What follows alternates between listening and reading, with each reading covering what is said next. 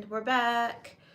We're gonna do a little bit of little dating chat, and then we'll do Ask Me Anything intermittently. I thought I would hop in here and just give you guys some of my new perspective. You know, as the days pass, I think about different things, and I always get new perspective. So I'm gonna talk a little bit about that, and also I'll take all of your questions. You guys, y'all can ask me anything. You can pop it in the chat. But I thought I'd talk a little bit about dating. Some of you guys have logged on and joined after my last dating chat. And so I'm like going through like a lessons learned phase, and I'm just learning and growing like everyone else. And I think I'm starting to, do you guys know how back in the day we have like a little list, right? We'd have our list of what all the things that we wanted out of our partners. And then at a certain time in life, how we take that list, we rip it up, and we're just like, forget the list. The list is trash. We don't need that thing. Y'all know how we do that? I think I'm at a point in life where I need to go back to like a very short list, because I feel like I know myself better now, and I know my preferences, and I think that makes sense. I don't know what you guys think, but let me know. Everybody pop it in the chat if you have an opinion on it. Surely, I'm sure you guys do. But I would love to know your opinions. So yeah, we're going to do Ask Me Anything. We're going to talk about dating. Of course, dating preferences. I don't know. Is there such a thing? Is there such a thing as dating preferences, or are the streets so bad that we have to just give up all of our preferences?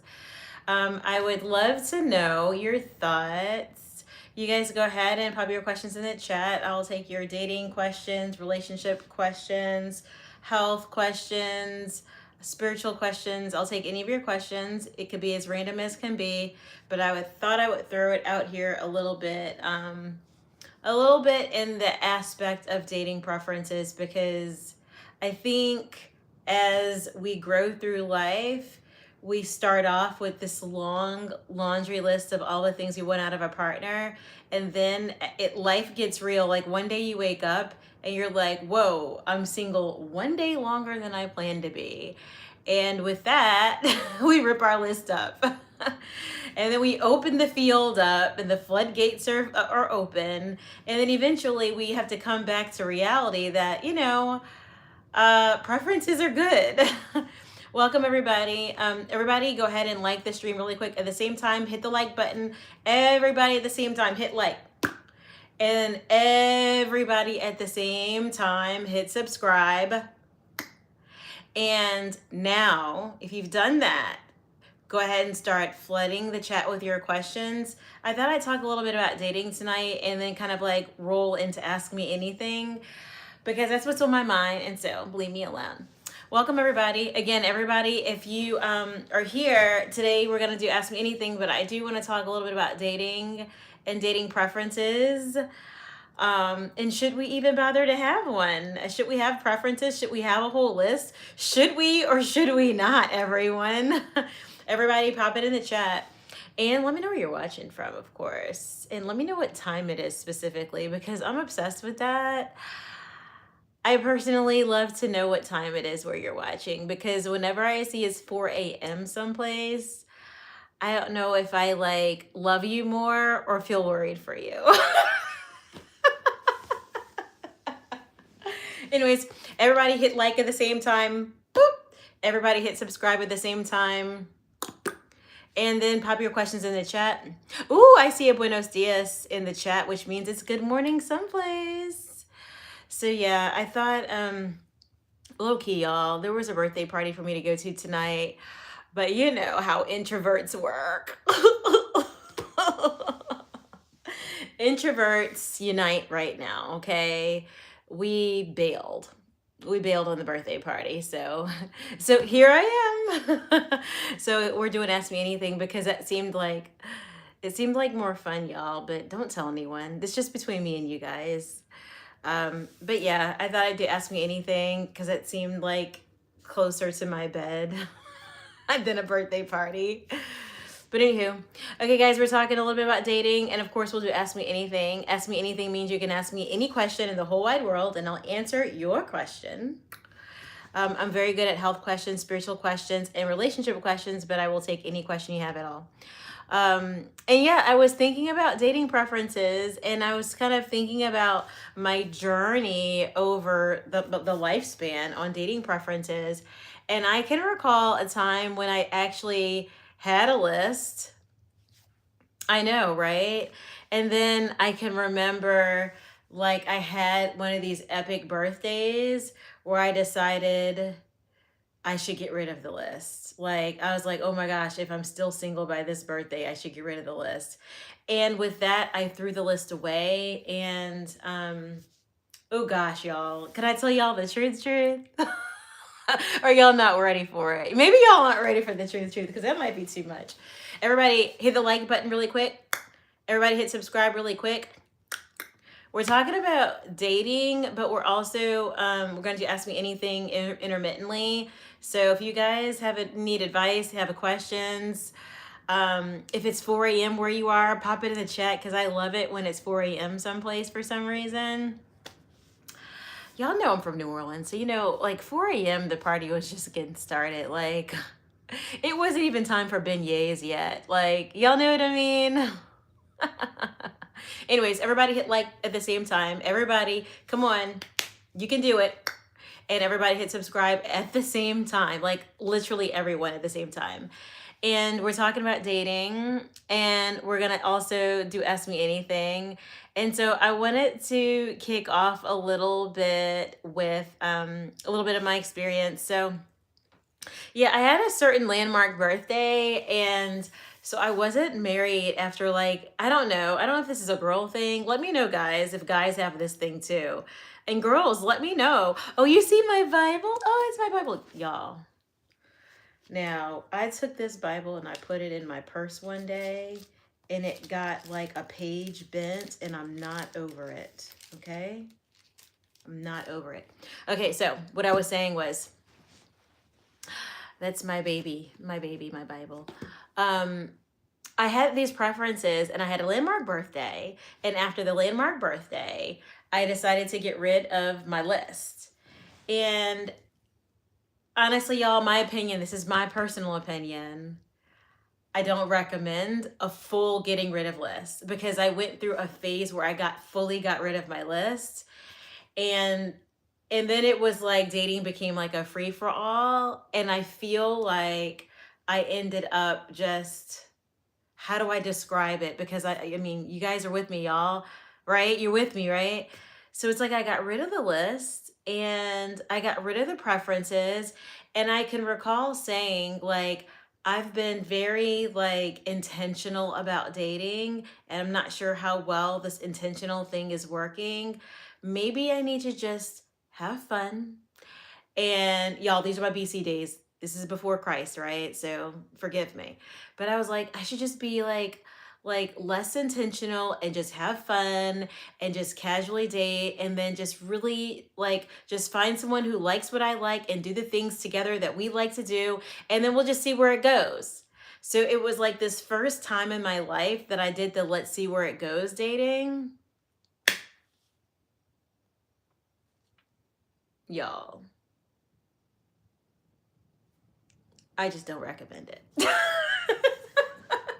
I don't recommend it. I flat out don't recommend it. So just don't do that.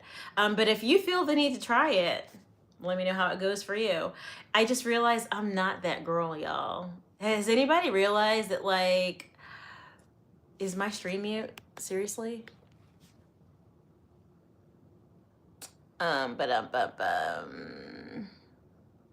What he says, I can't hear anything. Maybe you're just playing around. I don't know.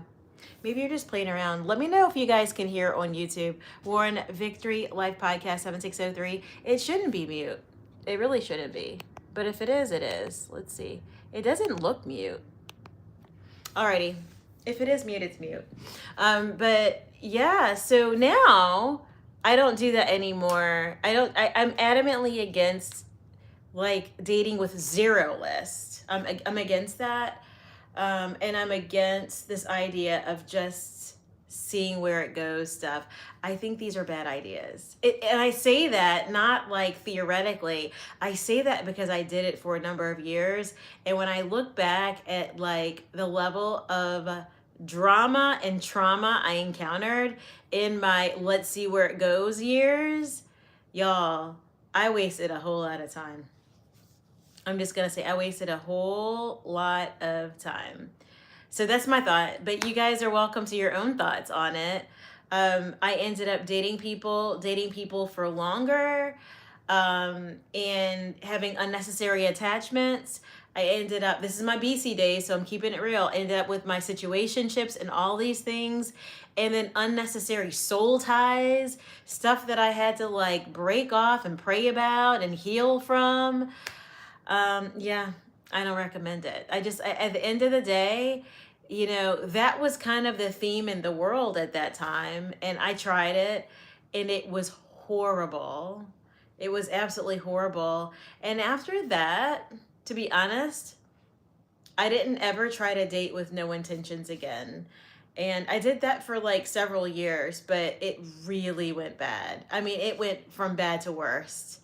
So yeah, I don't recommend that. But you guys let me know where you guys are. You know, I find that a lot of men are saying like, let's see where it goes. But my theory is, if you go out with a guy and they say to you, and you're talking about the future, and they say to you, let's see where it goes. My thought is just quietly exit out the back door. Exit out the back door, never to return again. Just exit out the back door, because I don't think you're winning with that. I'm just going to be honest. I don't think you're winning with that. I don't think the person who's on the receiving end of let's see where that goes, I don't think that person's winning. I just don't. But let me know what you guys think. Do you guys think it's worth it? Do you guys think that's worth it? Because I found that when people don't know where they're taking you, ultimately, you're not going anywhere. If they don't know what they're doing with you, my thought is you're not going anywhere. They can't possibly bring you to a destination with no GPS. But that's me. That's just me. Having tried it, I felt like I just got tugged around. Someone asked me in the question, would you want to ask me anything intermittently? So if you guys have questions, just pop them in the chat and I'll take your questions. Someone asked, am I seeking dating? Is this what your life is for tonight? Or are you here for advice? I'm not seeking dating. I'm single, but I'm not seeking dating. I don't really want to do that right now. That's where I'm at. But if there's someone who has questions and needs dating advice, please put it in there. So tonight, yeah, for the moment, we're just talking dating and doing Ask Me Anything, which is your time to ask any question in the whole wide world. Very good at health questions, spiritual questions, relationship questions, but you can literally ask me anything. We take any questions at all. So it allows the conversation to go wherever it needs to go. So, yeah, that's my thing. And when I think about it biblically, y'all, if I just roll it back to how the Bible did dating, they didn't do it. They didn't even do it. So there's that. Hey, MW. So I wanted to talk really quick about dating and preferences. And I wanted to just give my little backdrop on dating and preferences and my journey on that. And then just open it up for Ask Me Anything. Because I was reflecting today on... first, my introvertedness, because I'm supposed to be at a birthday party right now, but then I decided that my couch seemed like a better idea. As per the introvert in me, I was just like, I'd rather be on my couch, and it's closer to my bed, so that's fine too. So yeah, I was thinking about dating preferences, and I was thinking about my journey over time. So for those of you guys who just hopped in here, everybody hit the like button. Doop, doop, doop, doop, doop. Everybody hit subscribe. At the same time, hit subscribe. So I was thinking about my dating preferences, and I was thinking about the fact that at one time I had a list, and I had a very long list. And I don't know if it was super long, but I can't even remember what all I had on there, but it definitely wasn't that whole 6 feet tall thing. I think that's just honestly, personally, given that I'm 5'1", I think that's the stupidest requirement ever. But hey, to each their own. I've never met a girl who didn't like the 6 foot tall thing on the list, but it just annoys me because I'm like, there's plenty of good short guys out here in this world. But anyways, but I'm short, so either way I win. Yeah, but I used to have this longer preferences list, and I remember making having this legendary birthday. And I guess I thought about it too because I'm supposed to have a birthday tonight. But I, just knowing that I had this huge birthday, and then in my head, y'all, for this particular birthday, and everybody's got one birthday where there's a pre-programmed agenda of things that you should have completed. And in this particular birthday, I remember having on my checklist that I would be married. Now, I don't know how I was supposed to get there, but in my head, I signed off that by this age I will have this, and by this I will have that, and by this. So I had part of my checklist of life goals, and marriage wasn't the only goal on that list. I had other goals too. But marriage was the one goal on there that I didn't achieve. So I was it was my birthday that I freaked out, and it wasn't over age, cuz it wasn't. It was over the goal. The missed goal. Do you guys know what I'm saying? It was over the missed goal. So I was like, oh, I missed the goal. I missed the goal. I missed the goal. And so that was on my mind. And I was like, oh, I failed in life. I don't know who can relate to that. Maybe no one. Maybe it's just me. But that was just one of my birthdays. Everybody hit the like button really quick if you haven't already. If you haven't already, hit subscribe. If you haven't already, come to YouTube, Victory Life Podcast 7603, where we do this all the time. So yeah, so after that birthday, I was like, you know what? I'm gonna take that list of mine and I'm gonna rip it up. And y'all, I think the mindset behind ripping it up is I fail the goal, so the list isn't working for me. So let me just get rid of the list and let me just be fluid and just let it be whatever it is. And I think both were on the other side of the spectrum. Having a long list, a long list of many requirements is silly. And then on the other end, dating casually with no intentions is ridiculous. They are both crazy. Now, having no list, I think now that I'm thinking about it, because now some years have passed, and I'm like, okay, the no list thing, if I think about it, having no list got me far more people with low standards. It did. It triggered the lowest standards of the pool kind of stuff, and people just acted any old kind of way. And I was just baffled by how bad it could be. I was baffled. But then again, I lowered the bar. So I just lowered the bar, and then just more stuff came in, a wide net, a broad net, and more crazy stuff came in. So it wasn't I was gonna necessarily find the diamond, but I think that was the thinking. If I just broaden the net, I'll find the diamond. But no, when I broadened the net, I just had a lot of bad stuff in my pool. My dating pool just became trash. So so actually, I don't recommend having no list. I don't recommend having no list. I don't. I recommend having some kind of list, but it doesn't need to be super long. You top 2, 3 things or something, but it doesn't need to be super long. But I do think you need to have some requirements. I actually do think that now. And I think the older you get, you learn what you can live with and what you can't live without. I think that comes over time too. So yeah, I'm anti no preferences. I'm anti no list. I think we should have a small list, and I think we should understand preferences to the extent that what things are going to be able to take you a lifetime and what things are not. you know? I think that should help to help you with making your list. And not to say that I even have a list right now, because I don't. It's just like I was just thinking today, and I decided to come on and talk to you guys about like my early thoughts. Sometimes I do that. I haven't fleshed it all out, but these are my early thoughts. And yeah, I'm just thinking about some of my lessons learned across many different relationships. And yeah, I mean, like today, here's something new. I know I'm about to make a lot of people mad with this one. I'm about to make a lot of people mad. So I've never been a person who was like anti-dating people with kids.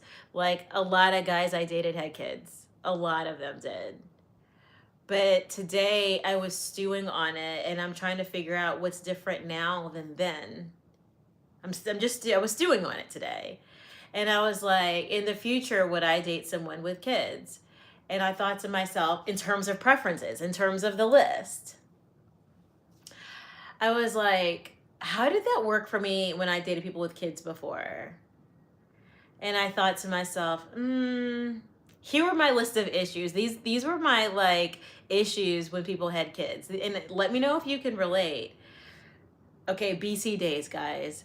When I dated people with kids, and I take it all the way back to my before Christ days, back when we did whatever we wanted, lived however we wanted, didn't have any reverence for a holy and living God. One of the things I observed is that people were trying to get physical with me, and I was trying to figure out how I could fit in their family. Does that make sense? And so they would verbalize like, oh, I'm so serious about you. I want a life with you, and blah, blah, blah, blah, blah, right? That would happen. But then I'm like, oh, wow. Like, so like, when are we going to hang out with the kids? And like, when are we going to like make sure that we could become a family and all these things? And then there was this like,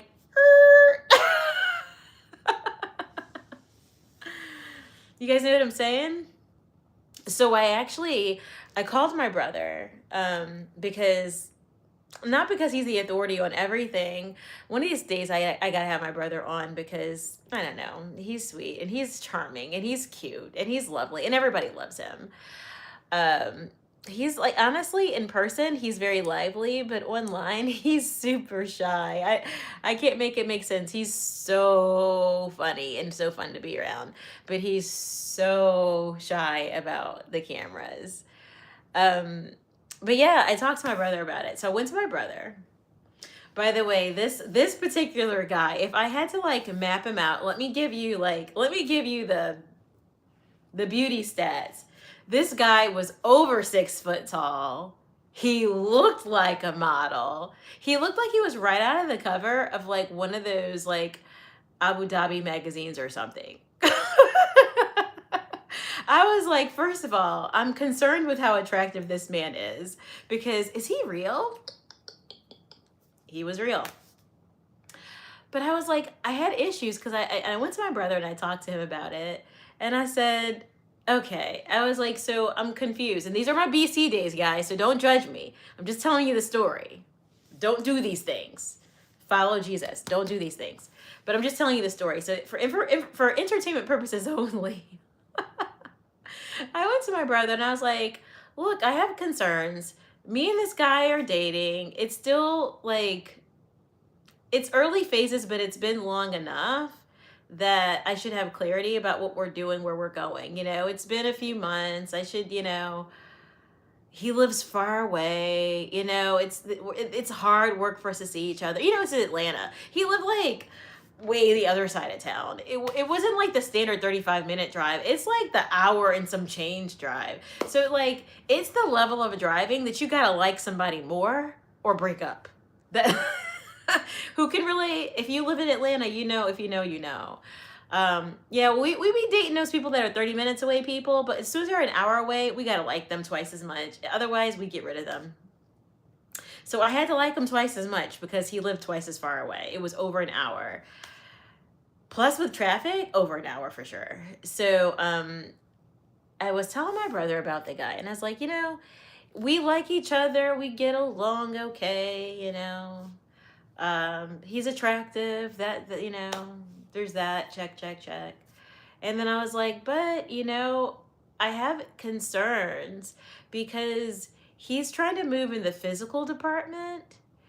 And at the time, I didn't have an issue with that because I was not a Christian. I was an atheist. And I was also not abstinent, which I am abstinent now. So I promote abstinence, by the way.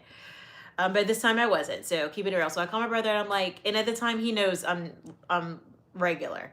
So he's giving me secular advice, not Christian advice, because we were both in that space.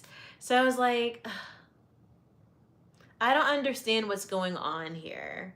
I was like, he says he likes me. He says he wants something serious. He's focusing on family and that he wants a wife.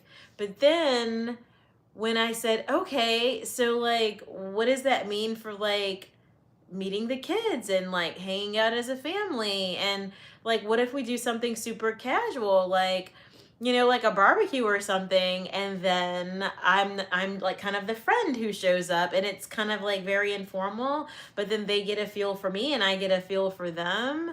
What are your thoughts? And he was like,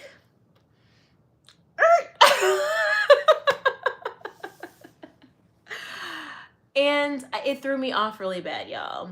But pop in the chat if you think that's like also shady and red flaggy. So I went back to my brother and I was like, I have issues because he's not slowing down trying to get me to a bedroom. He wasn't slowing down with that. But he was slowing down with the things I thought were very meaningful that would have really shown me that like he was serious with intentions, that this could be a forever thing and that I'm getting pulled into the family and that I was somebody special. He was slowing down with that part, but he was hurrying up towards the hey Sammy, if you want to hop on the live with me, let me know. You just pop the button if you want to. But he was slowing down with the whole family department. And I was like, is this shady? So I asked my brother, and my brother was like, well, he said, you're asking for a lot, Hannah. And this is the secular advice. This is not the Christian advice. He's like, you're asking for a lot, Hannah. He's like, the thing is, he may have gone through a couple of people that didn't work out, so he might just not want to bring somebody around his kids like early on-ish. And I was like, but what do you think about the fact that he's like trying to get physical with me? And I haven't let him, but I was like, he's trying to get physical with me. And that hasn't slowed down, but this other part has slowed down. I was like, shouldn't those go hand in hand if we're talking about the worldly mindset? Like, shouldn't that go hand in hand? He was like, you know what? You got a point there. He's like, that is shady. He should be slowing down in the physical department if he's slowing down with the meeting of the kids in the family department. Like, that should be a little bit more in the same same pace. And I was like, okay. He's like, you know what? He's like, I'm not saying he's a bad guy. He's like, I'm not saying he's a bad guy. He's like, and I'm not saying that it can't work. He's like, but you know what I think? He's like, I think you're further along than him. Like, I think it's gonna, if I'm not saying it can't get there, but he's like, I feel like your timeline for doing this stuff is just different from his. And it just may take him a lot longer to get there. And that's just the journey he's on. He's like, so not saying that it can't work. I'm not going to tell you it can't work. He's like, but if he takes twice as long, that's just how long it takes him. He's like, I just don't think your timelines match up. Like, I think you're not down for that. You want to get this thing going. And he's like, taking his sweet time. He's like, I don't think it's going to work. He's like, but I'm not saying it can't work. He's like, I'm saying that if you're going to stick it out with him, you're going to wait longer because that's what's up. And I was like, really? And I was like, And on that note, I dumped him the next day. But, do you guys see what I'm saying? So that's my experience of like, that's not my only experience, but that's one of my experiences dating guys with kids, is that I've seen this thing where they don't slow down in all the other departments. They're wanting to be physical and they're wanting to call you a girlfriend. They're wanting this and they're wanting that. But then when it comes to integrating you in the family and helping you understand, like, if this could work for real, they slow it all the way down. I've seen that. Um, and I do think that's red flaggy, but I also understand. I understand both sides of it, because you don't want to be bringing any old person around your kid. But if you're communicating to the person that they're special and that there's a future, if you're communicating all this future stuff, but then you skip on the kid thing, then let's call a spade a spade. You're not serious. You just playing around. That's what I think. But to each their own. So then I've also seen this other thing where people are willing to bring you into the family. There's that side of it. But they're willing to bring you in, but then you never become like, how do I describe it? You get an introduction, right? But then you never seem to get across the hump past the introduction. So where they bring you in, but then they do this thing where everybody gets along and everything is all good until the kid misbehaves.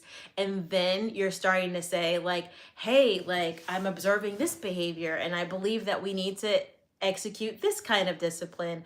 What are your thoughts? And then they go to, those are my kids. And I'm like, oh, okay. And immediately what happens to me is I feel like, oh, those are your kids. And that's your family.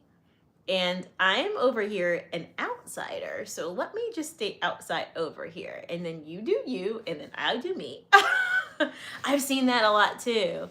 And I don't think people intend for it to be that way, but that's their blood relative, and then I'm not. It is what it is. Blood relative, non-blood relative. And that's complicated.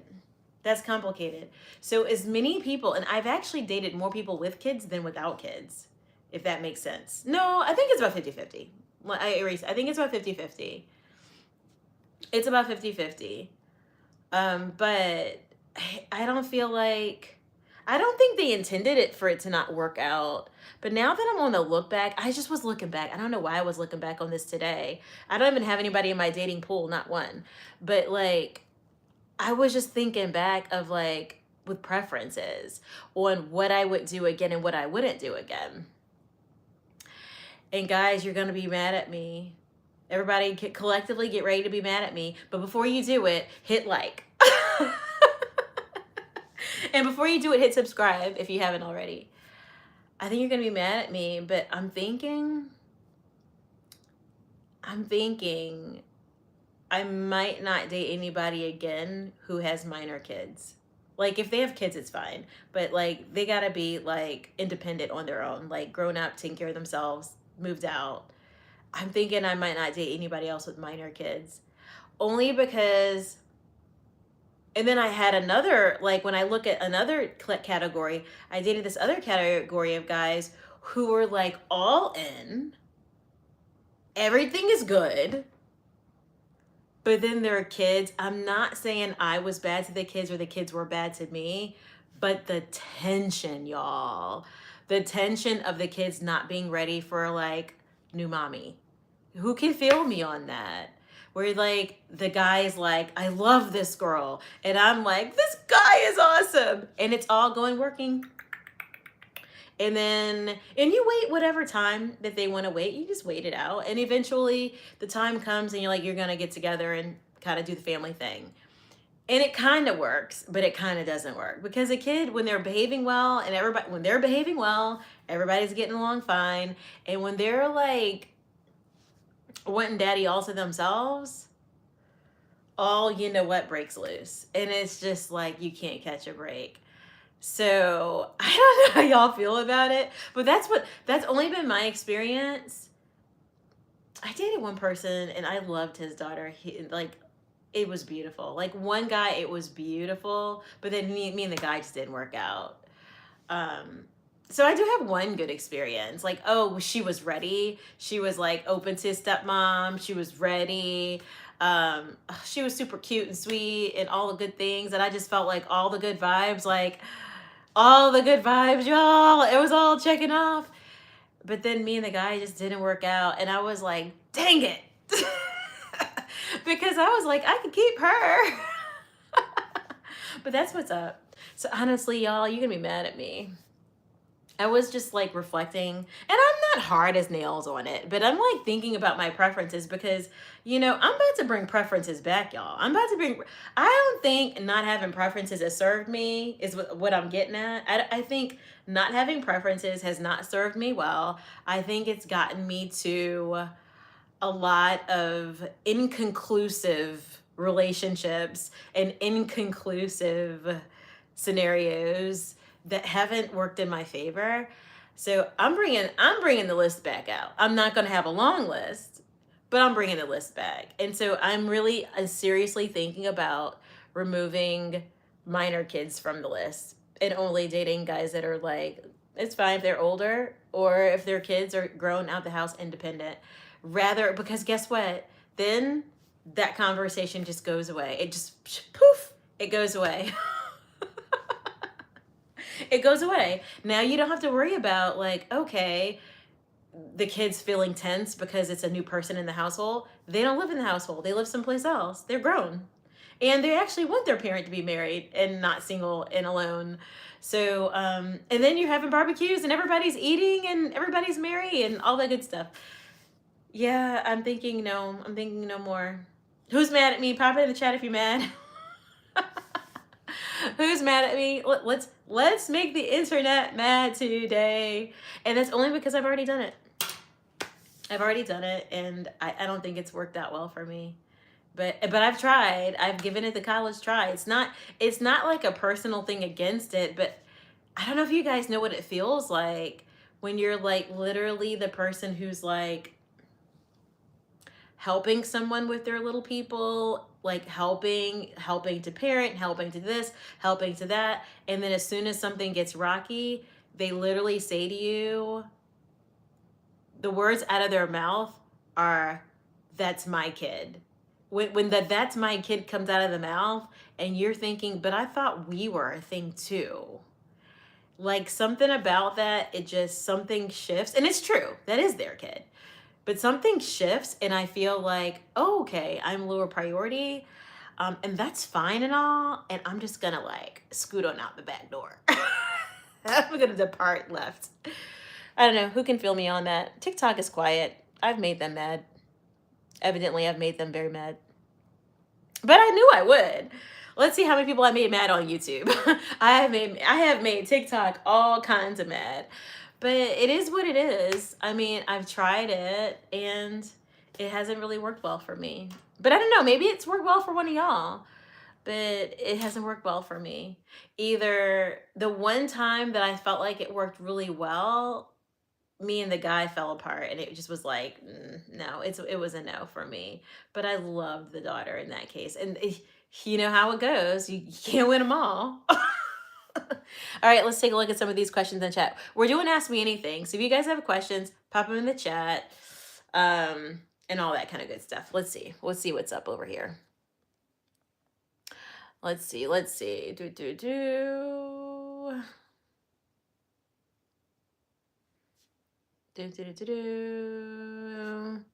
I'm good.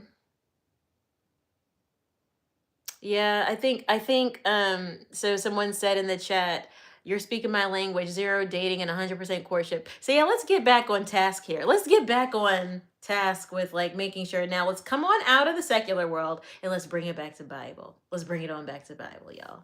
That's what we do best anyway. Y'all, can I just say collectively, off topic really quick? I'm so glad I'm at home right now. I don't know how y'all feel about it, but have you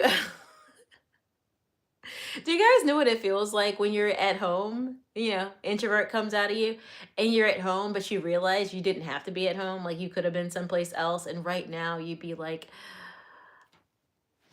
doing all that and blah, blah, blah. And then you have your 1 hour drive home business. And you're still an hour away from your 1 hour drive home. You know what I'm saying? I'm so glad I'm at home already. Anywho, I went to the gym tonight and like it was all good. You know what I'm saying? Like I did everything that I wanted to do today and I didn't do anything for anyone else. I did all the things for me. I love it. I love this selfish life sometimes, y'all. Can I just keep it real? I love that. But yeah, I was thinking about it. So yeah, the first thing someone says in the chat is you're speaking my language. Zero dating and 100% courtship. So yeah, I think that the dating with no preferences and with no strategy and with no intentions, I think it's troublesome. I think it's a big, big problem. And I think you'll only realize that once you've done it a few times and you realize that going on a journey with someone who has no GPS, you're just going to be running around in circles. You're never going to arrive at a destination that you want to arrive at because they don't know where they're going, and you are just tagging along with a person who doesn't know where they're going. Be going on a roller coaster. You don't know.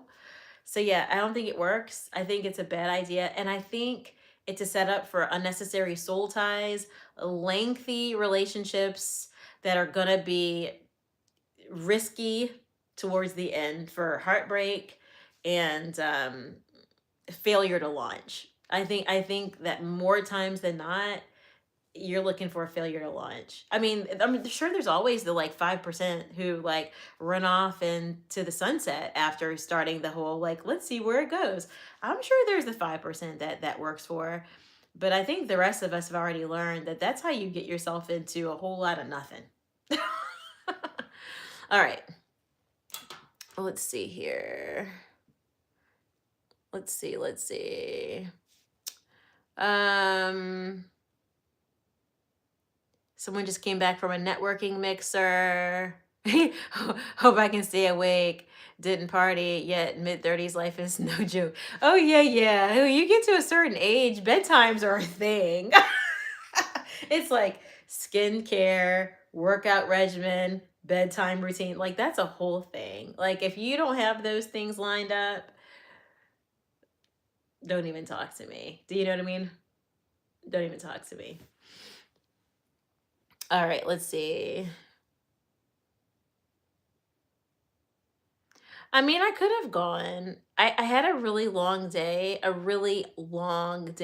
work. Like some stuff was like off the chain. Like it was like off the chain Friday is what I would call it. It didn't go the way I expected it to go. I got off super late from work and it threw everything off. Like I was running to get to the gym before it closed. I was just running. So by the time I got that done, and when I walked into the gym and they're all like, "Well, we close at blah blah blah time," and I'm like, "I know." I know. I did just enough time to get in here. As long as I don't like fiddle with my phone or listen to music, if I go hard, I can get in and get out of here. So, I mean, that was the fastest gym I've ever done. And I got it done, and I got it done slowly enough to be effective. So I was all focused. But yeah, by the time I got home, I didn't want to do any of that stuff. I just wanted to I wanted to chill. And it's one of those times I'm glad I didn't announce that I was gonna go or promise anyone. I just quietly bailed, and I'm like, I'm sure they'll have a fabulous time. I just quietly bailed. I'm so glad that no one's depending on me for a ride. I'm not gonna ride with anyone, and somebody might say something, but it's fine. It's okay. I didn't promise that I was gonna go, so I didn't really cancel either. So yeah, let's see. Someone said, I thought I failed in life when I was about 18 and didn't have my own business yet. I feel you. Yeah, those life goals, man. Life goals will have you have you frazzled. Okay, I got a question in the chat. And by the way, if you guys have questions, you guys can ask me anything. You could ask me about this topic or any topic. I'm particularly good at health questions, spiritual questions, and relationship questions, but you can literally ask me anything or ask me for advice or ask me personal things. You can pop it in the chat. Let's see. Question number 1. How can a man understand if a woman he's friends with wants to transition the friendship into a romantic relationship? Are you guys listening? This is a very, very, very important question. This is important. Everybody listen up. The question is, how can a man understand if a woman he's friends with wants to transition the friendship into a romantic relationship? You're not going to know unless you initiate. That's number 1. And in terms of initiation, it should be the man who pursues. I know I'm about to lose a whole lot of followers for this. It should be the man who pursues. The end. It is. And I'll tell you why. I'll tell you why. So, in other words, what you're going to have to do is you're going to have to put yourself all the way out there. Don't put your little toe in the water. You got to put yourself all the way out there. And what does that mean? It means you're risking the whole friendship. So, one might wait until they're willing to risk the whole friendship for it. But I would suggest you just spit it out. Spit it out as soon as possible and don't wait. Risk the whole friendship. Risk it. By the way, I've evolved on this topic. Oh yeah, I'm about to lose a whole lot more people now. I've evolved on this topic. I've evolved. I used to be like, this is not going to be a popular opinion in the Christian community, by the way. It's not. This is not going to be a popular opinion. But I'm going to go ahead and say it anyway. I've evolved on this topic of friends, opposite sex friends. Here's what I think. I think after college, if you're 5 years out of college, put the opposite sex friends thing to bed. There's no such thing. If you're 5 years out of college, here's why. Here's why. When you're in college, it's different because, like, this is a hard thing for me to say because my whole life, I have 5 brothers, by the way. So for me specifically, I'm about to make a whole lot of people mad. A whole lot. I'm about to make y'all mad, though. I'm telling you the truth, though. You're going to understand me when I finish talking through it, though. So I have 5 brothers. And it's natural for me, super natural for me to gravitate toward all these dude friends. Then I'm a Latin dancer. So by default, if I go dancing, I have to have a dance partner, right? So all those friends are dude friends, right? So I have dude friends for days. If that makes any sense. Like, dude friends going deep for days, right? And I always seem to kind of struggle with the female friend department, and I'm not going to make any, I'm not going to make any statement as to why. And I know other girls probably understand that, but like, my male friend list goes deep and my female friend list is like very skinny, very skinny. And it has always been like that. It has always been that way since little bitty kids, since kindergarten. I will say when I was a kid, it's because I didn't sound black enough, and I think a lot of people a lot of the girls would just gravitate away from me. And then obviously I was black, so then the white girls gravitated away from me. So I think I just didn't do well making female friends, but then the guys didn't care about any of that stuff, so they'd just be friends with me. So I think that's probably the reason in my younger days, and then it's just become the norm for me. So like I said, dude friends deep, and then girlfriends very limited. I've always had that from elementary school into my later years, but I've evolved on it. I think it's a very bad idea for opposite sex people to be friends. I think it's a bad idea. Here's why. Get your tomatoes out and get ready to throw them. Here's why. Because at the end of the day, once you're 5 years out from college, you have to remember, once you're 5 years out from college, most people who have found someone in their late college years, early college years, or just post-college years, most of those people are booed up and are on their pathway down the aisle to get married. So you've got a good batch that are exiting singleness and going to get married. So by the time you're 5 years out of college, the batch of people who are ready to get married, who had a partner and are willing to like go for it, they have gone for it. So it removes a bunch of people out of the dating pool. Does that make sense? That's the first thing that happens. And so now that if you're left in that pool and you're being quote unquote just friends, you're setting yourself up for disaster, because that puts you in the situation that you're in now. So now you're just friends with someone, but then you like them. and you having to unravel it. And now you're going to have to unravel it and lose the friendship potentially, or unravel it and then get a girlfriend potentially. It's either going to go either way. It's chances are better it doesn't land in the middle where you stay friends and it doesn't get all weird. Chances are better it goes into a relationship or it gets weird and it just ends altogether, meaning you lose the person in your life altogether.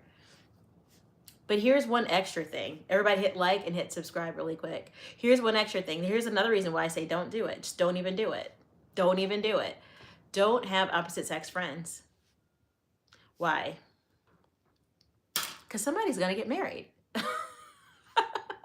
When you're in college, y'all, here's the difference. When you're in college, ain't nobody think about getting married. So when you think of it, that's why you had so many opposite sex friends, because it didn't matter that you had opposite sex friends, because they were just hanging out. They were just at the party. They were just eating at the cafeteria. They were just at the Taco Bell. You know what I'm saying? Like, it was just more people around who you loved, because you didn't have to face the idea that they were going to exit the pool soon and be married to someone. You didn't have to face that. So because you didn't have to face it, that's why you had so many opposite sex friends. But there's a point in time in life where we're missing it because some kind of way we just miss it like that. I don't know. I can't describe it. We're missing it because somewhere down the line we start getting old. And I'm not saying old isn't old and raggedy, but you guys know what I'm saying. You leave the college years. Somewhere down the line, you start getting old and more people are booed up and now they can't interact with you the same way. As they get booed up, you cannot interact the same way. Like, I got engaged a couple of years ago, and at the time I had a man best friend. He literally was my best friend, y'all. He was just friend. He was like one of my brothers. He was like one of my bros. He knows my family. He basically been at my grandma's birthday party and stuff. Like, he's like one of my bros. He actually looks like my brothers. And actually, his dad looks like my dad. It's from the same town. So actually, I think we're related. But that's neither here nor there. He was one of my bros. He was my best friend. Like, if I'm out of the country, he's like, girl, I'm about to get me a flight. If I'm in Miami, he's all like, girl, I'm about to show up. Like, just like that.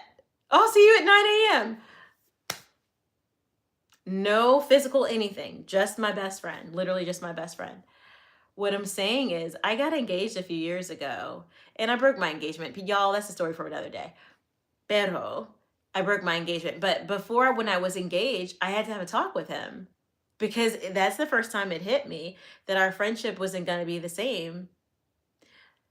I was like, so I got engaged really fast, by the way. I was like, I knew this guy for a couple of months. I was engaged in like 2 or 3 months. So my best friend had been in my life for like a decade. So it happened fast. So I had to like try to transition my friendship fast too. So do you guys see how hard that would have been? I had a friend for a decade and then a boyfriend. I actually didn't even go from, I knew him and then we were engaged. We didn't even date. We just went from I know you to we're engaged. It's the Christian way, y'all. That's the right way to do it, by the way. That's one of the right ways. There's many different right ways. That's one of the right ways. So I had to have this conversation with him, the hardest conversation with him. I had to say, so I'm with so-and-so now, and I know, shocker, she got a man. I was like, so here's what's up. I was like, I know we talk every day, like 3 times a day, but seeing that I got a man and all, he may have concerns with it, even though you're my bro. Even though you're just my bro. Never had a romantic thing. Never been on a date. Never had an intimate thing. Nothing. He's just my bro. And everybody in my social circle knows he's just my bro. But funny thing is, if I went out with him, just me and him, everybody thought that was my husband. So it's not like it wasn't fishy. To the people outside of like my Latin dancing world, people always thought that was my husband. But that wasn't my husband. That was my bro. He looks like one of my brothers. His dad looks like my dad. His dad's from the same town as my dad. I consider him a bro. People in our inner circle consider us like sister and brother. But outside of that inner circle, as soon as we went to go eat someplace, people will be like, is that your wife? And stuff like that. I say all that to say, that gets real complicated once you have a boo thing. It gets super complicated. So I had to have a conversation with him to say, hey, we talk every day and stuff.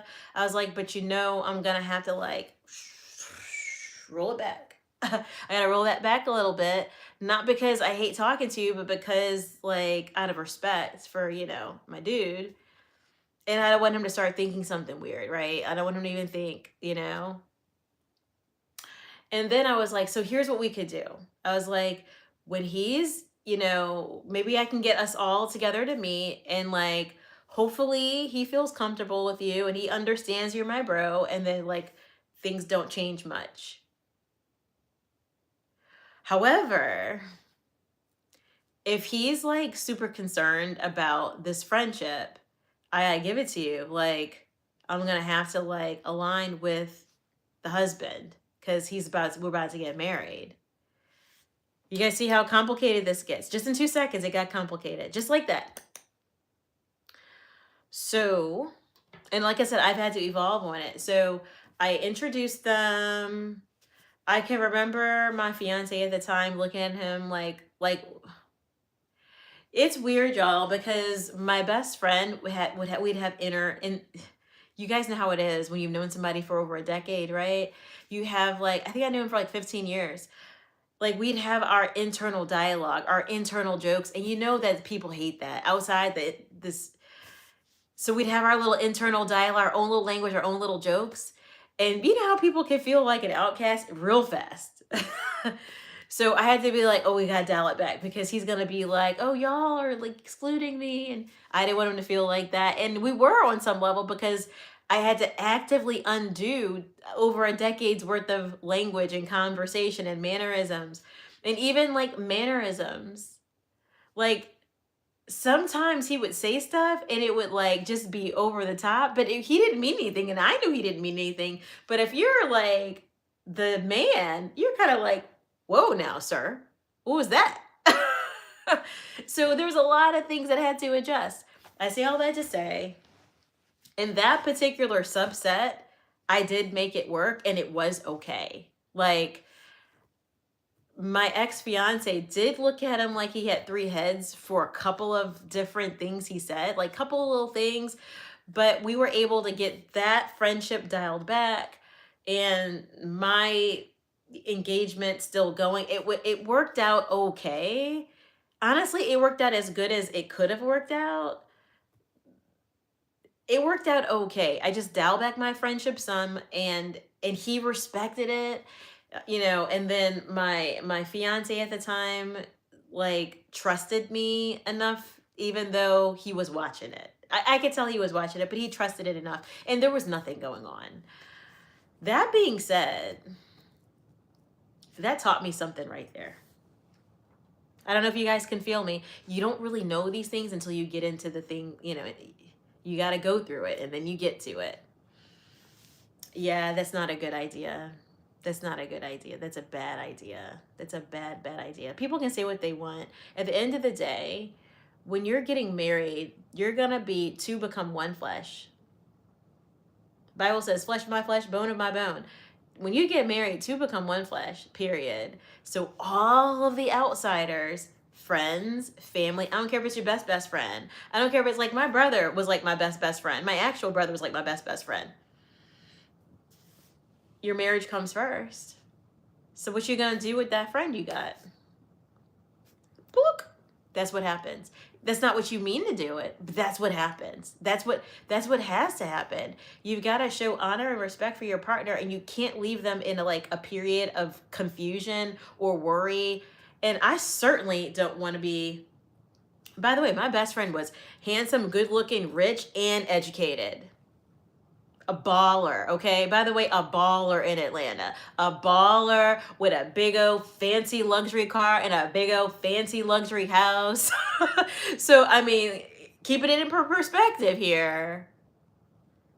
If you're the fiance, you see this good-looking, handsome man who got all kind of Mercedes, multiple cars, big old house, fancy job, has his own business, makes money, can travel when he wants.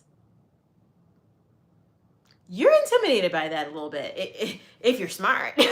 Or you just kind of like, even if you're not intimidated, you're like, I don't want him too close to her, because what if she does have romantic interest for him?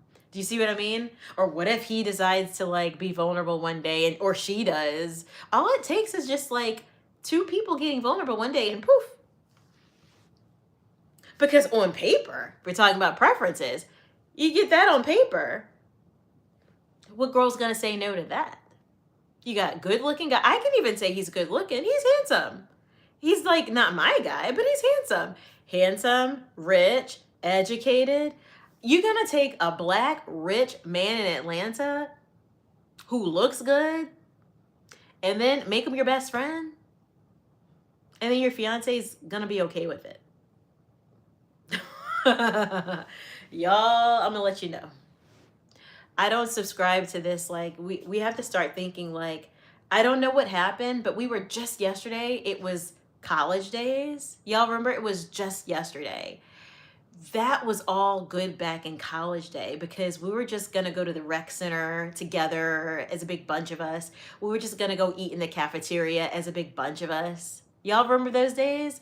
We were just gonna go to the party together and ride together, and we needed somebody to be the designated driver, so somebody was gonna do that, and sometimes that's a dude, sometimes that's the girl. But we left that era, is what I'm saying. Like, that era went away. We got older, and we didn't like swallow the fact that we got older. And as we got older, that same relationship, those relationships, we actually are not, they're not portable. They're not easily portable once we like have a significant other. And especially, I mean, you can kind of make it work if you got a boyfriend. You can kind of, but only to a certain point. Once, like, even in the worldly mindset, if you live with your boyfriend, oh, that friend's got to go. See what I'm saying? As soon as you move in, that friend's got to go. Because it's like, what is that? As soon as you get married, you know, you hanging out with him by yourself, it just gets weird. The reality is, y'all, we have to armor our marriages up. Like, put a barricade around that joint. Do you guys know what I'm saying? We have to armor our marriages up, period.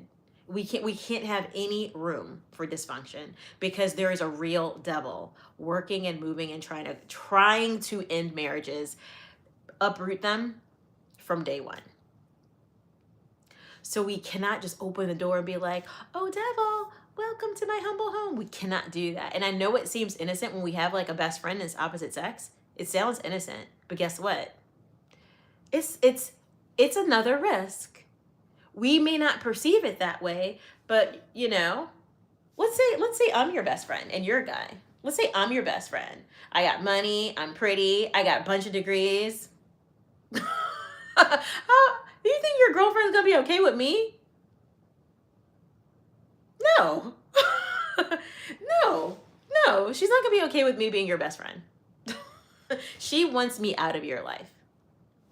Period. And she's smart if she does. Because if I have a vulnerable moment, and I also know how to flirt, and I used to be in the world, if I have a vulnerable moment, I could take your man down in a second. I still could do it. But I'm not going to do that. But those things can go back together again. I can do it. I know how to. I say all that to say, I've evolved.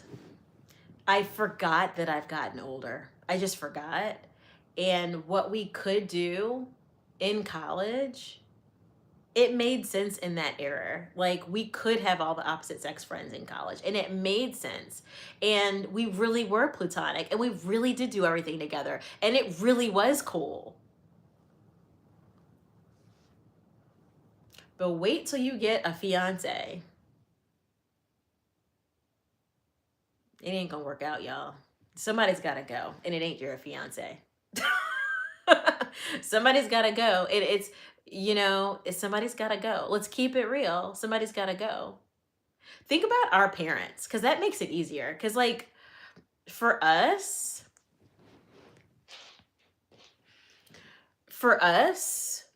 like, our brain works in such a way that we think that we're still younger than what we are. Like, psychologically is what it is.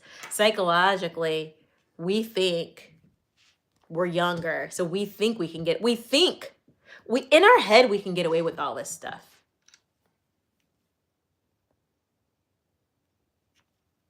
Sorry, I got to plug in my phone. Give me a second here. So yeah, we think we can get away with all this stuff. That's the thing. But we can't. That's the thing. So yeah, that's what I say. I say it. I mean it. I think we forgot in general that we're not in college, and we still have all of our opposite sex friends, and eventually we got to get rid of them.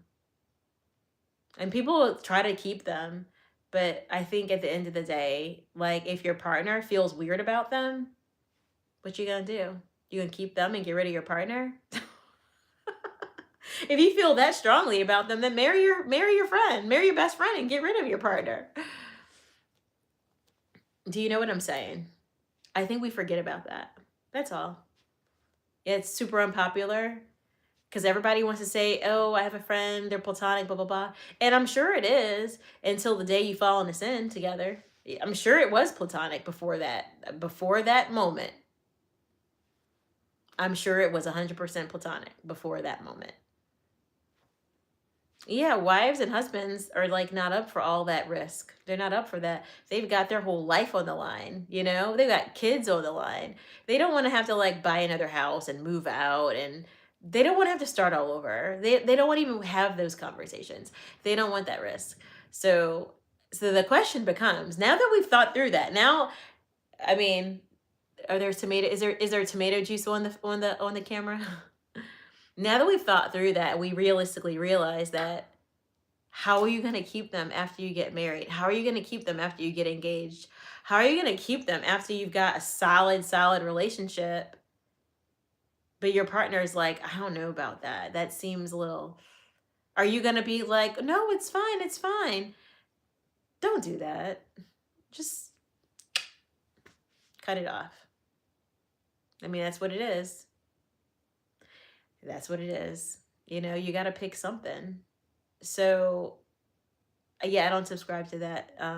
I think, and I've evolved on it. And you're talking to the girl who's like, I'm winding all of that down now, is what I'm doing. It's naturally winding down, and I'm realizing I have to wind it down. Like, I've got, like, few guy friends left. I'm winding those things down because I'm thinking, wait a second, all these dudes are gonna be married in 5 years. All of them are, so how is that supposed to work when their wife is like, why is your girlfriend, friend who's a girl, why is she cute? Why is she smart? Why do y'all talk? What is that? I don't like it. They're just not going to like it. It's not going to work. So just go ahead and let them fall off. If you can, like, let them roll off, let them roll off. Now, that being said, now to answer your question was actually, how do you transition it from a friendship to a romantic relationship? Go all in. There's no way out now, right? The reality is this, but to encourage you though, here's the reality. The reality is this.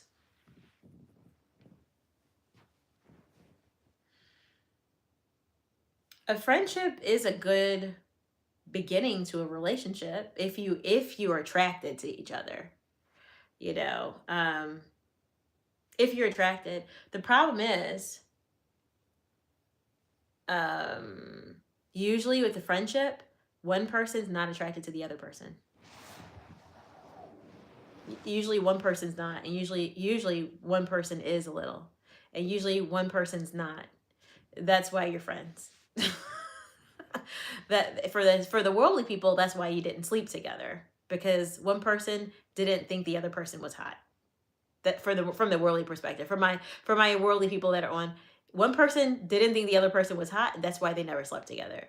From the Christian perspective, one person was not attracted to the other person, and that's why it never got started. And no one's gonna say that, but that's the truth too. No one's ever gonna say that. You think your friend's gonna tell you, I'm just not attracted to you? No, they're not gonna say that. They just don't hit on you because they're not attracted. That's it. So in other words, if you're trying to move it, at this point, the reality is if you got an opposite sex friend, you can't stay friends forever anyway. So you got nothing to lose. If it makes you feel any better, you got nothing to lose. Could you lose a friendship? Yes. More likely yes than no. But do you have anything to lose? No, you got nothing to lose. Put it out there. That's what I say. Put it out there. Go all in. Put it out there. And you're the guy. You got to do the pursuit. Your job. That's what I say. You know, here's a problem if the girls put it out there. I mean, girls can do it too. I mean, guilty. I've done it. The problem with the girl pursuing the guy early on like that, you can do it, but also you're risking the friendship. The friendship probably won't go back. Probably won't. So you're going to lose a friendship. But, and you probably are going to be broken over losing the friendship too. Because like women are emotional. We're very emotional. So you have to settle on that. When you go to do the pursuit, you have to settle on, hey, I might lose my friendship after this conversation. It might be the end. It might be the last conversation I have with them.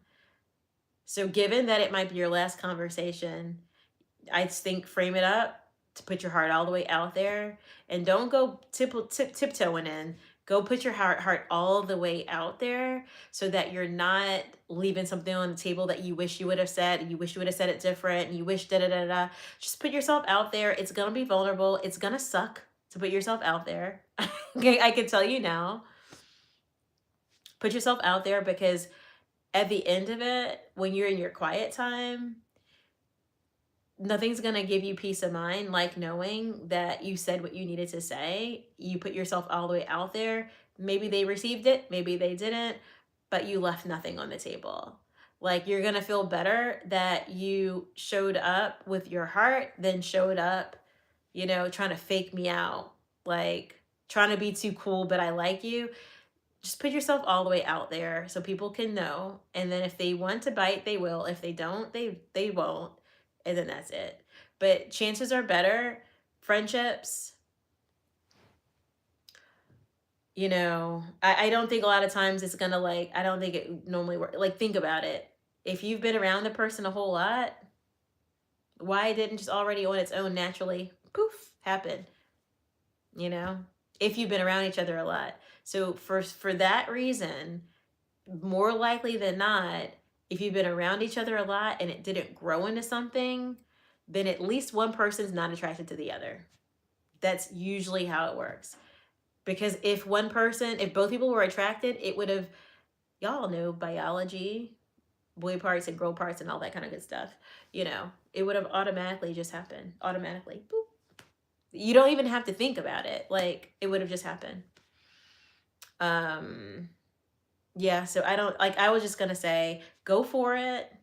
Be prepared that the relationship ends, but be prepared that it could begin.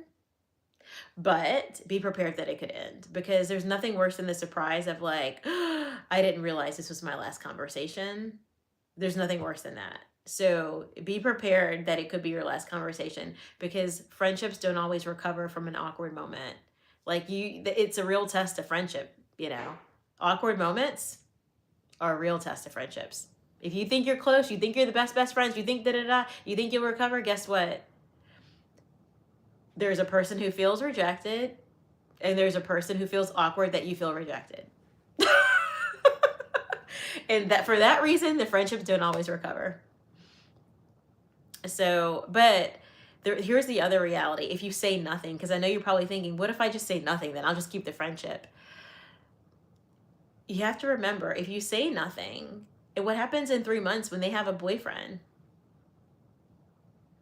And you have to like be the friend while they've got a boyfriend? Dagger in the heart, guys. That's tough. So you don't want to be that guy. You don't want to be that guy. You want to be the guy who's like, if she's got a boyfriend now, you know you tried first. Maybe it didn't go your way, but you put yourself out there, you tried. So if she's got another boyfriend, well, you tried and you have peace of mind about it. That she didn't have the boyfriend thinking that you weren't interested, because there's a possibility that she thinks you're not interested, and so she moved on and had a boyfriend. So by talking about it with her, you take that off the table. So I just think spit it out as soon as you can. Get it out of your mouth, spit it out, get it out, put your whole heart in, and then if it doesn't work, it doesn't work. Know that you probably lose the friendship. But also know, if she got married to somebody else, you weren't going to keep that friendship anyway. So you're going to lose it anyway. If you don't move forward with her, you're probably going to lose it anyway. So you might as well put yourself out there and see if you win. That's what I say. And I do think it's the guy's job to do it more so. Because although the girls can do it, I mean, I've done it. I'm guilty. I've done it. Here's the problem with it. I'll tell you the practical problem if the girl initially pursues the guy. Here's the practical issue that no one's ever going to tell you. You can do it, and you can even get the guy like in an exclusive relationship that way. You can do it as a woman. You can like, oh, like, I like you. Do you like me? Check yes or no. You could do it. And they'll check yes. And then, oh, now I've got a boyfriend. It happens all the time. But if you've got a guy who's not like actively pursuing you, that inactive pursuit issue circles back again. And I'll tell you when it's going to circle back and bother you. If you go from friends to boyfriend and girlfriend, okay, good. That's step one. But that's not where the story ends. The girl wants to be proposed to. The girl wants to get married, right?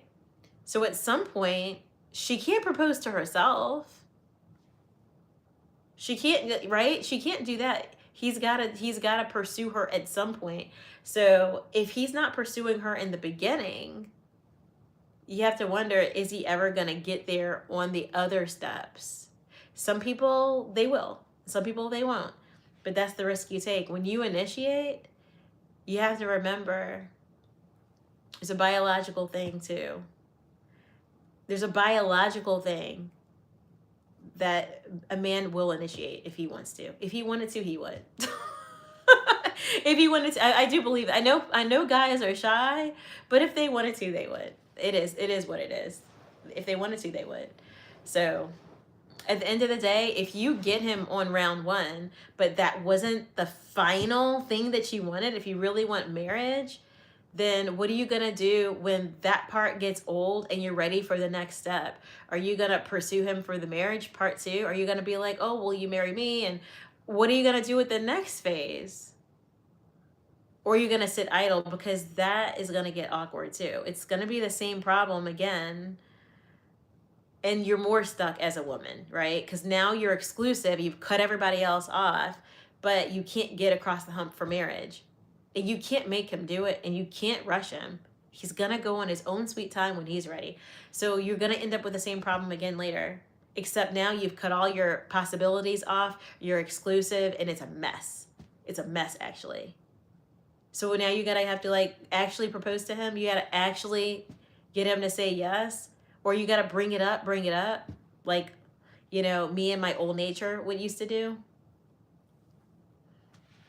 That doesn't work, y'all. Practically speaking, that pressure thing doesn't do it.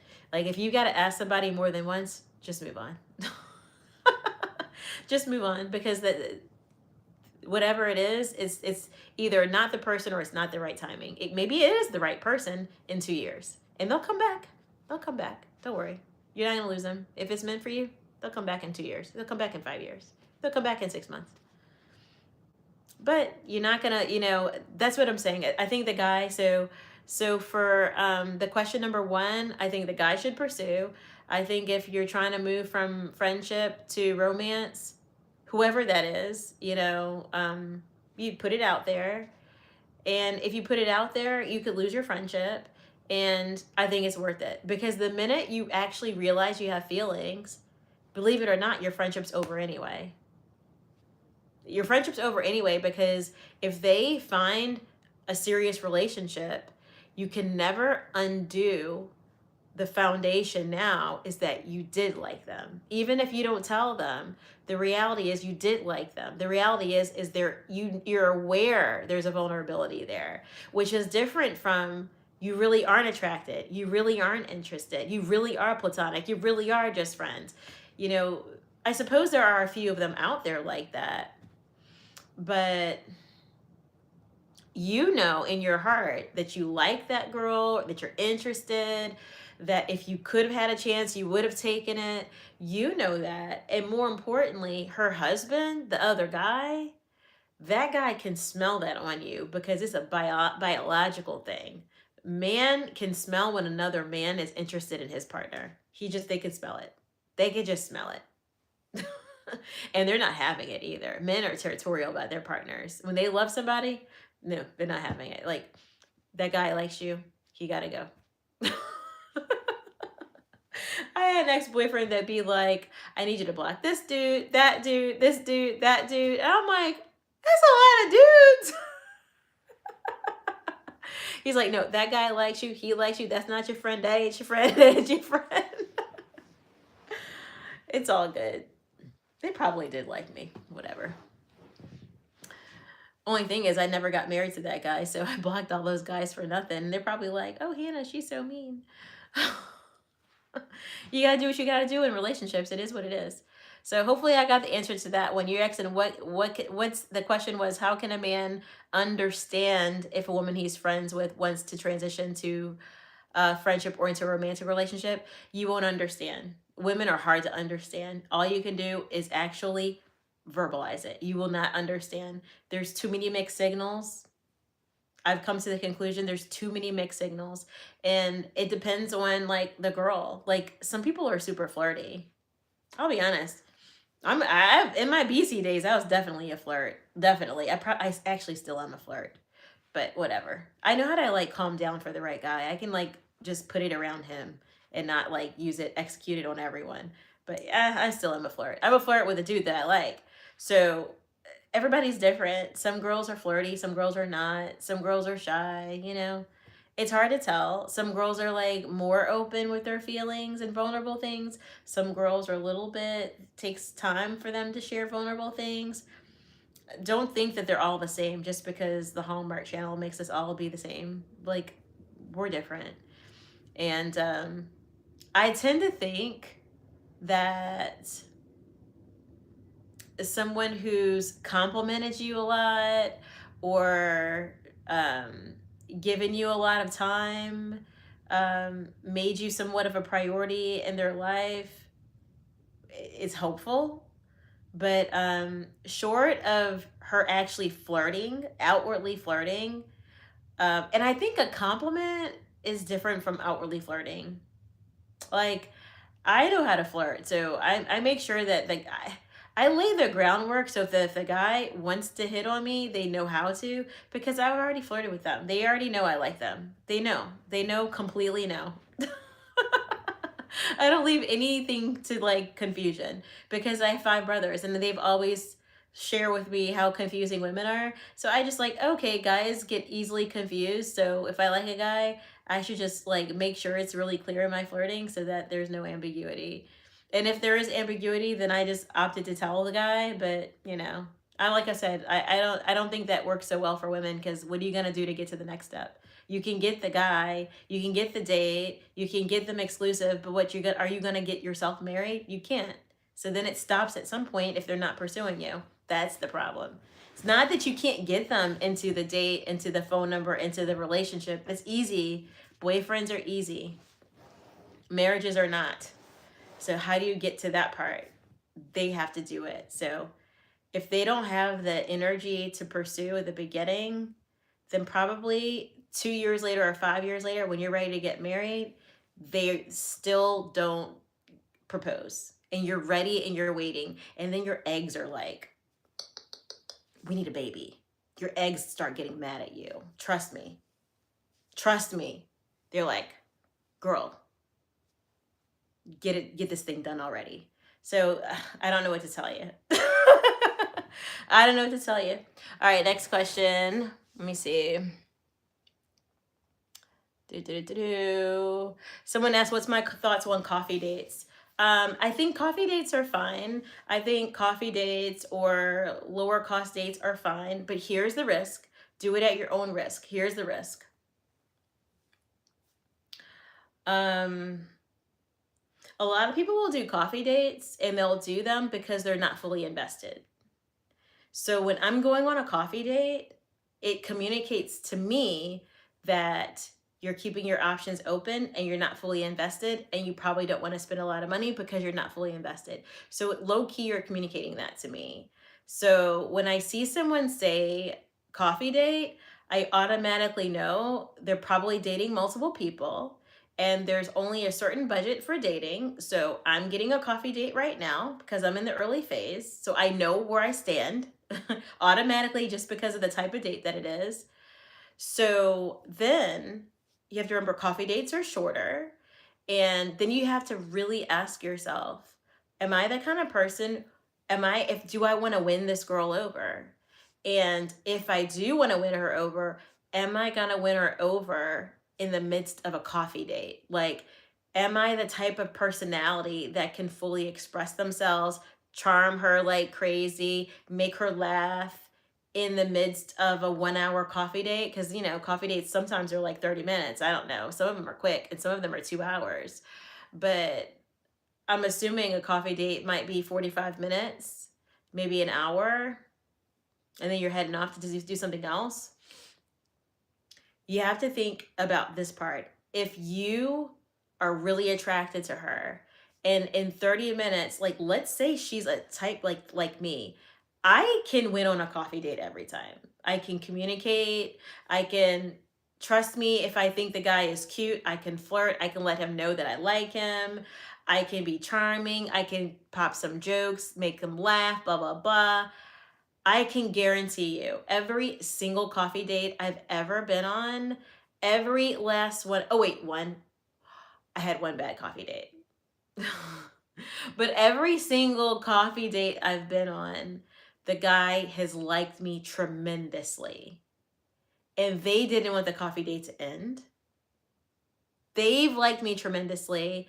And the time for me was a little short, and I didn't get enough from them to understand whether it's worth it for me to go out with them again. So that is the risk with coffee dates. I'm not saying it's a bad idea. I don't care if somebody brings you to a coffee date, yes or no. I don't care if they bring me to a park or free date.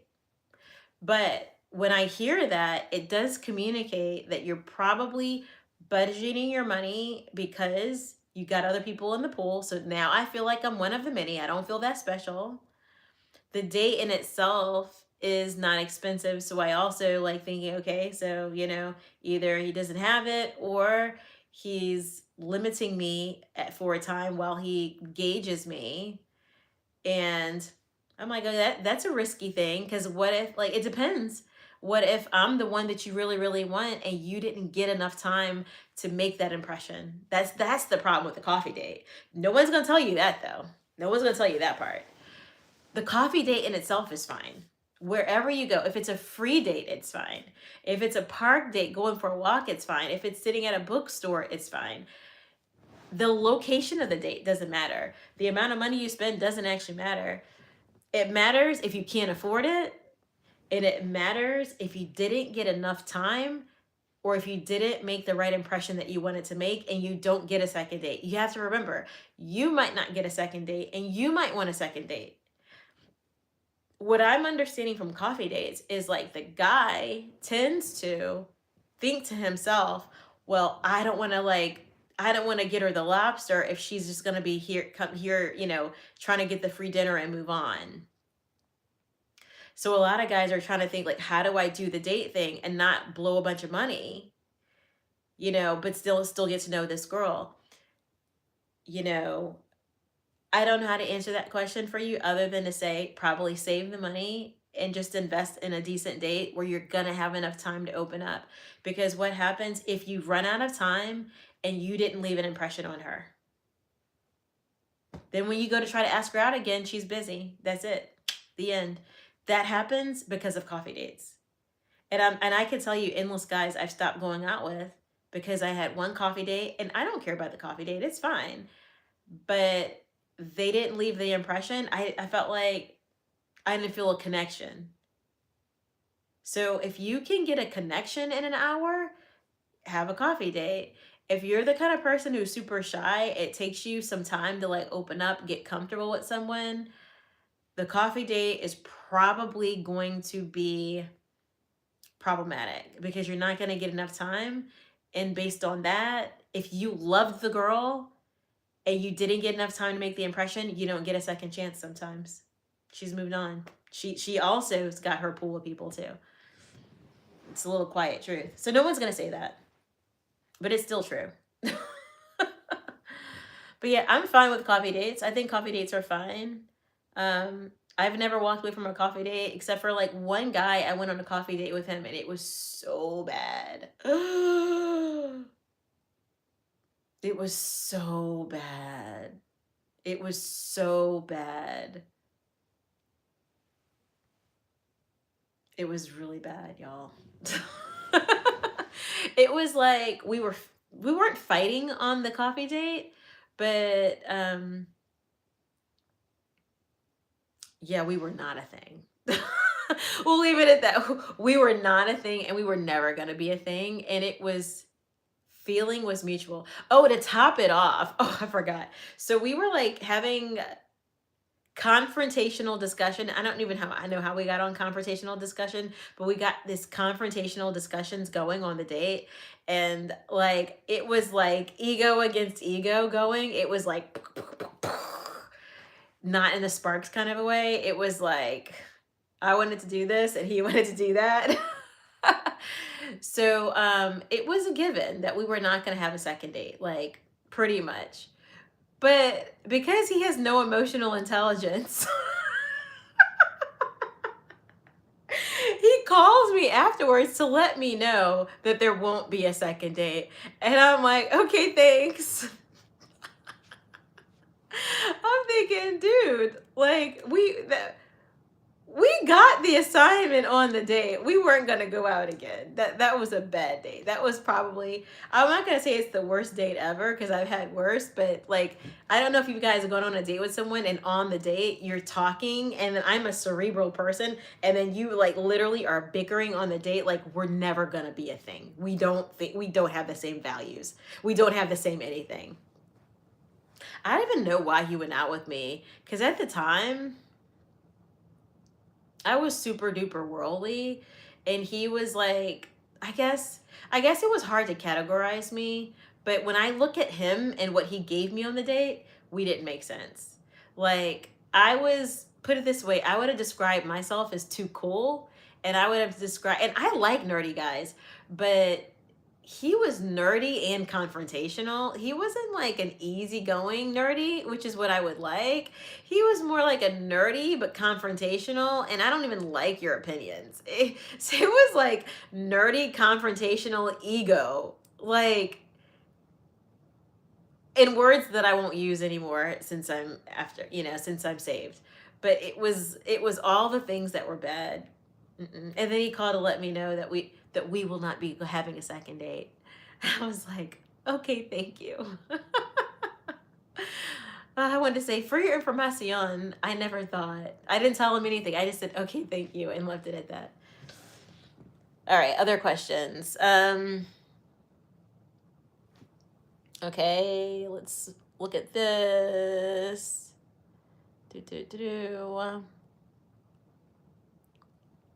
Let's see. Okay, let's see.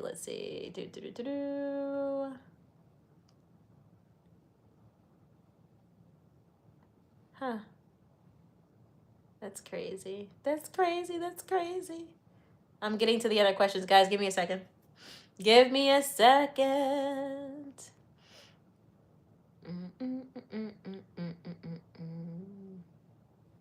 Someone said try a different pool. Someone asked if I'm on another live stream. Yes, I'm on YouTube right now. Victory Life Podcast 7603. Come on over here and subscribe. I'm on YouTube more often than I am on any other platform. So if I'm on this platform with you guys, it's just by chance. Oops. All right, got those questions. Thank you guys for the gifts and the flowers. Appreciate that. All right, next question. What do you do when you absolutely cannot seem to focus? Mostly speaking about getting tasks done and completed throughout the day. I'm still trying to win the battle against procrastination. Ooh, that's a good one. So here's a perfect example of how my day didn't, like today didn't go well for me. Let's start with that. I did not have a great work day. I mean, I'm here. I picked it up at the end. I did not have a great work day. It's also the reason why I ended up not going to the birthday party, because my day was so not good that by the time it ended, I had to start deciding right at the end of my day whether I'm going to give up on my gym or not give up on my gym, whether I'm going to, if I can do this, if I don't do that, was the end of the day. And I'm like, I'm not giving up on me for anybody. It's just, I need my me time. Me. But what I'm saying is this. I normally start out with like a walk in the morning, like before I start my work day. And today I didn't do that. And that's my time with God in the morning, y'all. That's the time. But most people are scrolling their phone and stuff in the morning. Like that's the time that I'm grounding myself. I'm talking with the Lord. I'm like laying my anxieties on His feet. Like sometimes I'm just saying how much I have. Like, oh gosh, God, I got all these deadlines coming. Help power me through this. Help me go faster. And it's such a way to begin my day. It's become a whole thing. So today I was supposed to have a short day. So I started off wrong by not going for my walk. I was like, well, today's going to be a short day, so I'll just go ahead and get started with my work. I'll just, sleep in a little bit later, and then and I don't know why I slept in. Well, it was cold outside this morning. So I was like, I use that as an excuse. I'm like, well, it's colder. Well, I can just start my work day, and then I'll take a break, and then I will go, for my walk when it's warmer outside. See, that's how I started the whole day wrong. I started my day without my Jesus this morning. So I started my work day, and then it's like after you log in, the whole thing just starts going. And it starts getting out of hand. And then by the time it was time for me to get off, I was just like, this is so out of hand that I might as well just, like I didn't even eat on time. Like it went from I'm going to have a short work day and I'm going to take me a walk in the middle of my work day to I didn't even eat on time. And then I got out of work like way late. So it wasn't a productive work day at all. At all.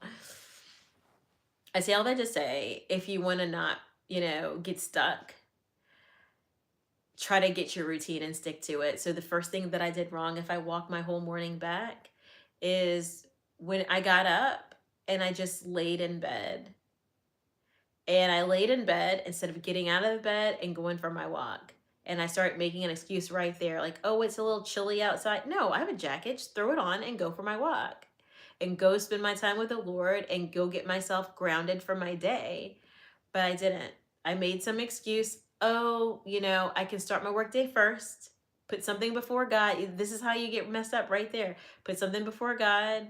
And then when the devil comes and starts messing with your work day, you're not even grounded. You're not even ready for it. You didn't even get like that real deep prayer time in before. And then like the stuff goes haywire. It just kept going haywire the whole day, to the point where like, I don't even know when I ate. Like I ate when I was shaky, not when I should have. It was just bad. So I think getting your routine and keeping it. And so that I had to like talk to myself today after this day was difficult. I talked to myself today and I was like, self, you messed up this morning when you didn't go for your walk with Jesus. That's number one, self. You messed up. So everybody like really quick. Everybody subscribe.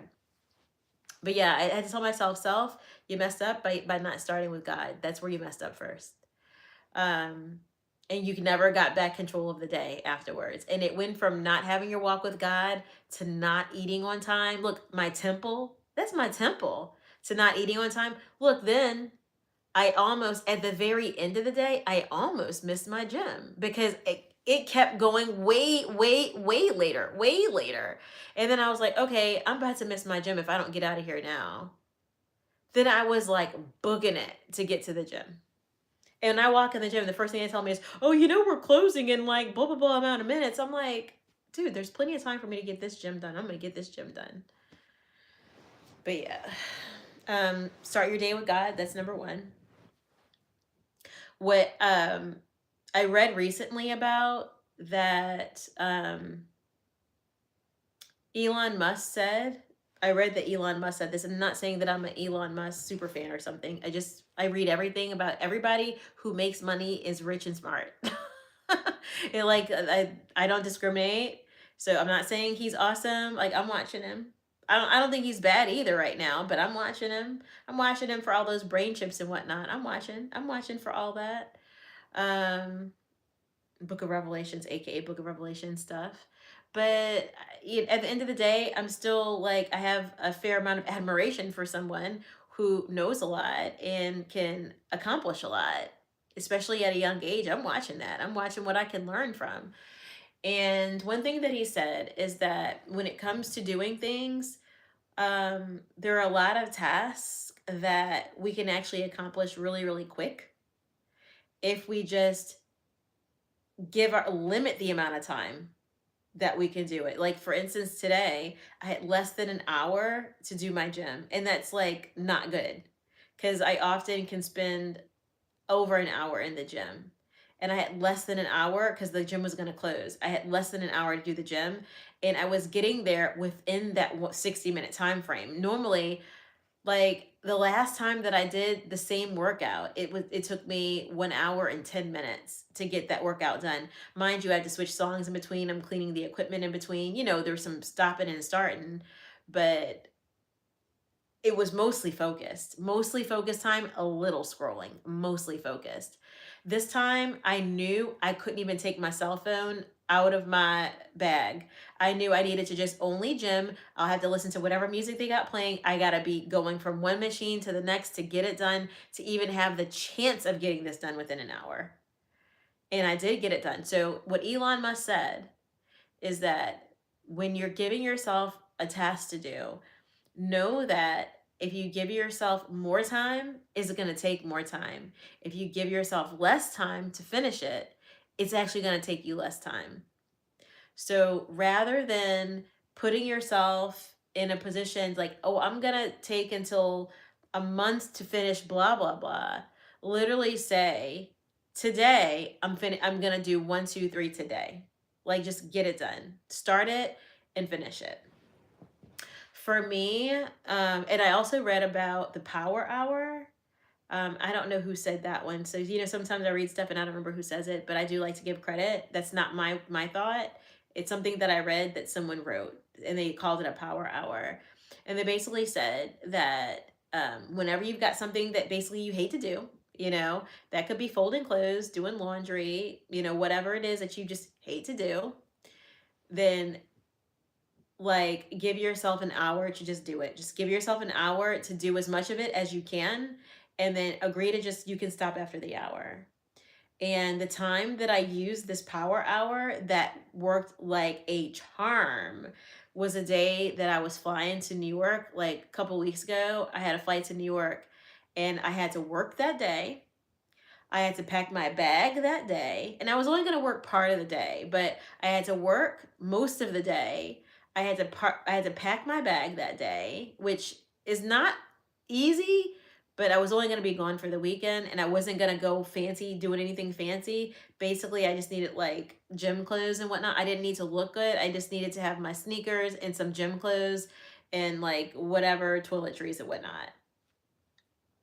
So I wasn't like going, like if I needed to like get, a bag packed and then go do dinners and go out on the town, that's a whole nother level of packing.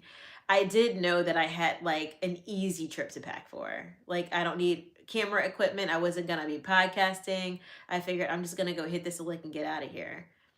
Actually I did do podcasting from there. That's when I was outside in the garden in New York. Um, but I gave myself, literally, I looked at the time and I said, okay, it's one of those times I said, I'm going to do a modified workout. I need to be out of here by like 3:35, 3:45. So I went to go do my gym. I got out in like 40 to 45 minutes, which at that time was a miracle for me. But I did a modified workout. I only did like certain things and I took out certain things. I said, this is what I could do in this amount of time, but I got it done. So I got that done. As soon as I finished working, I ran to the gym. I didn't want to miss my gym for 3 days. So I figured I'm just going to do it today because at least I can only miss one day. So I got to my gym. I came back and I was running, packing my bag, like, running, like shower. And as I showered, put this out, put that out, put this out, put that out. And I'm like, when it's all done, I'll just throw it in the bag and go. So that was done, like the getting ready, like showering, cleaning myself up, and packing was at the same time. I was running. I initially was like, oh, I want to do my hair. I want to make it look cute. I looked at the time and I said, if I do my hair, I'm going to trade off cleaning up before I leave. So I was like, I unplugged the curling iron. I was like, you're not curling your hair. You're going to go just like this. So I took that off and then I was like, I must tidy up because that's just my routine before we go out of town because I don't want to come home and then the house isn't tidy. I don't know why. That's just how I was raised. So, and it feels good when you come home after being gone someplace else. You come home and your house is tidy. That feels comfy. It's like, yay. It's like, welcome home. You're back. And we've been waiting for you all in one spot. So then I was like rushing to like tidy up before I left. And I was so amazed. Now, was I running? Heck yeah. After I'd finished doing all of that, which was like 2 hours, pretty much 2 hours of this and that, maybe 2.5 hours, then I was running to go in my plane. And I was so happy because I got the first parking spot. I was good. So anywho, I say all that to say, power hour. If you have trouble with procrastination, give yourself less time. Like the day that I traveled, that was a perfect example of me on like basically a power 2.5 hours. Everything I did, I only had like less than an hour to do it. I had less than an hour to gym. So I had to get there, plan out what can I do in an hour, and I do out. Then I came here and I'm like, I need to get ready, which normally takes me at least an hour. If I want to look nice, at least 2. But I'm like, I'm just going to be basic. I'm going to throw myself together. So I needed to get ready and pack. And I was like, okay, I'll try to do that in like less than an hour. And the rest of the time, I'll tidy up in less than an hour. So each activity, if you look at it, I did it in less than an hour. So I gave myself an hour for each activity and I got so much done. Now, by the time I got to the airport, I still had time to eat. I didn't get there so late that it was a struggle. Like I got there enough time to actually grab myself some food. I didn't have time to sit down and eat a meal, but I had time to like stand and eat a meal. So yeah, do the power hour. Just say like for an hour, like whatever it is that you hate doing that you don't want to do. All right, I'm going to fold clothes for 1 hour. I'm just for 1 hour. And I'm going to do as much as I can. Like for me, I'll just say I'm tidying up and I'm going to tidy up everything I can in 1 hour. And then normally what happens is I end up going longer than an hour because once I've started, I'm doing it. You see what I mean? Then I'm just cleaning up for longer than an hour. Like, so tomorrow I'm going to clean and I'm going to give myself 1 hour and I'm just going to be running around, clean, this, that, do as much as I can in an hour. And then I'll look up, even if I stop after an hour, it's better than it was. Even if I don't clean up all day, it's still better than it was. And then just get yourself on a routine of doing something like that every day, or every couple of days, you know. Even if you just do it the day you take out trash, that's still like you cleaned up something, you know. If you do it twice a week, you're better than many. Not most, but many. All right. And then the other thing that I do, because in school I couldn't focus. Like towards the end of school, I just couldn't do it anymore. I was just so scatterbrained. Um, I would in school, like towards the second half of school, I couldn't sit still and do things.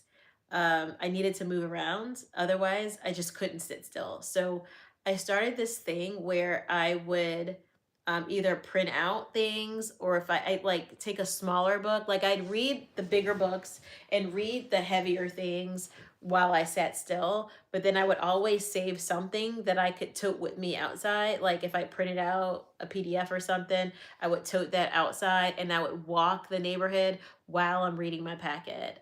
Or so I would be walking while reading, and it would help me to stick with the reading because I was so done with studying. I was so done with it, and I couldn't just sit still and do it anymore. Towards the end, I needed to do two things at once just to keep doing it because I was just so done with it.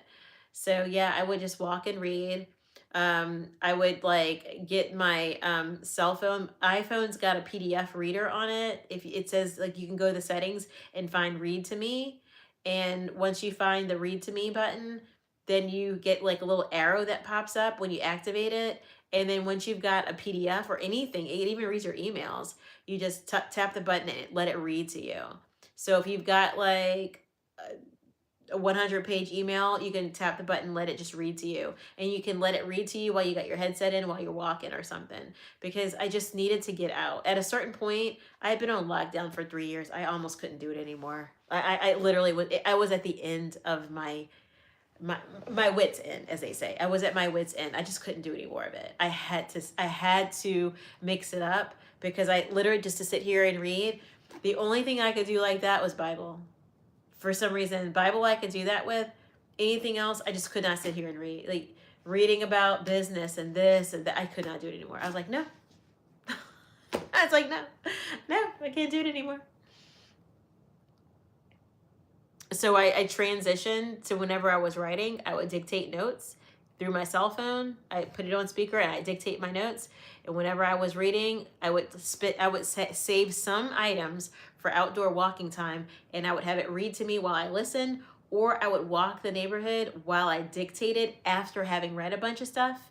Then I would walk the neighborhood while I dictated my first draft of whatever I'm writing. And then when I come in, I would just use its sitting time to like clean it up and edit. I would edit and sit, but I could not sit all day anymore.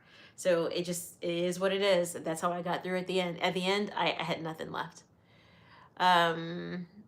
Let's see. But yeah, procrastination's a real thing, I tell you. Ooh, somebody asked me the question, how do you go about finding a good business lawyer? Oof. I do not know. I'm trying to think for a second. How would I go find a business lawyer?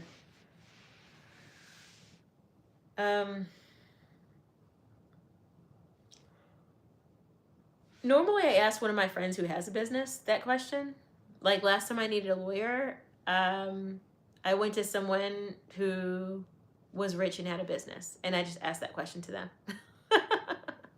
Someone who was rich had a business that was profitable. I say that. If you go ask someone with a business and their business is not profitable, if you ask them questions and they're not generating income, they're not the right person to ask because their business is not flourishing.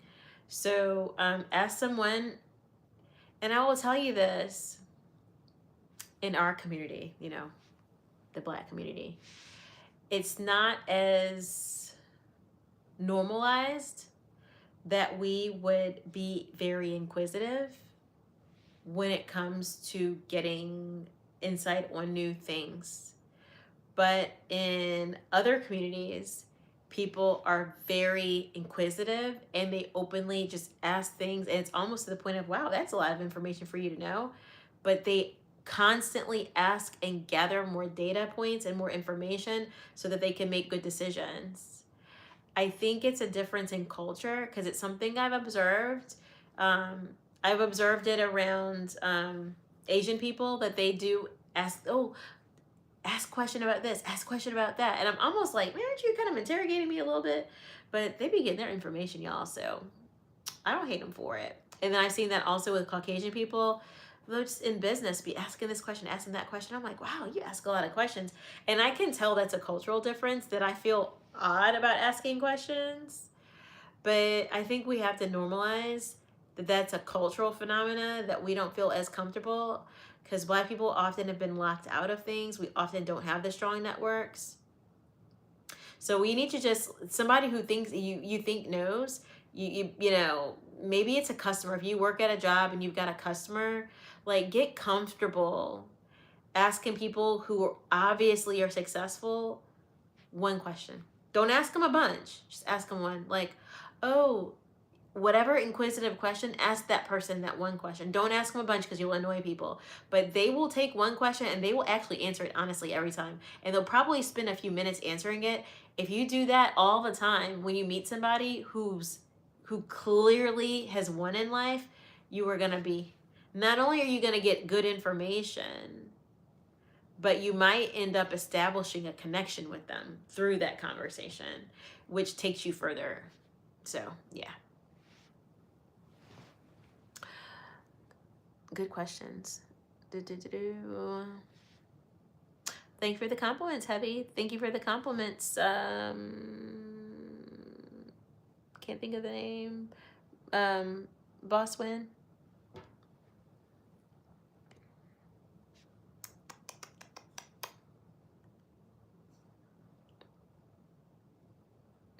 Someone said, I don't date people with kids. Nope, because of the reasons you mentioned earlier.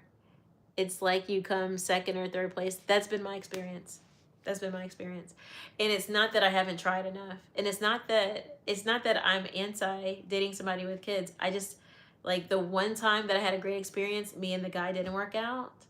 But mostly when we talk about minor kids, it is a lot of adjustment. We're asking kids to make a lot of adjustment, and I don't hate them for it. Like, they don't want a new mom. It's simple. They got one. They got one. They don't want a new one. They don't like you. Even if you're likable, they don't want you. They don't want you with their dad. The end. It's not personal. They want their old family.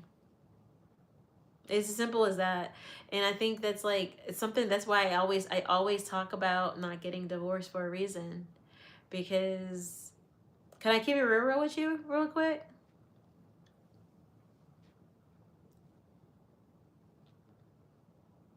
Think about it for a second. You got a woman and you got a man married. They reproduce. Now they got kids. They got a lot to lose now. They got a lot to lose. You know, they're emotional. They're fighting. But they still got a lot to lose. Think about, in that scenario, at some point in the divorce, people think that there's a winner and a loser because it's immaturity. Everybody loses in divorce. That's the reality. But somebody at some point might think, I'm going to be the winner. Oh, no, I'm the loser. Oh, I lost. You know,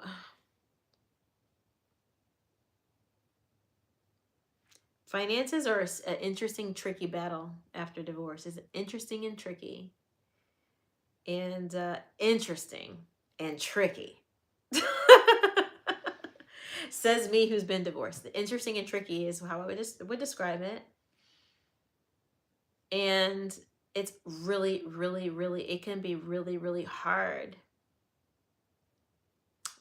to recover. It can just be really hard. It's hard if you're the person who's paying the child support. It's hard if you're receiving the child support, but it's not enough. It's just hard. When you take a situation like that, and then life gets more difficult, the day-to-day gets harder, like your work life gets harder. If you were a girl and you lived a soft life while you were married, now your soft life got interrupted, in many cases, not always.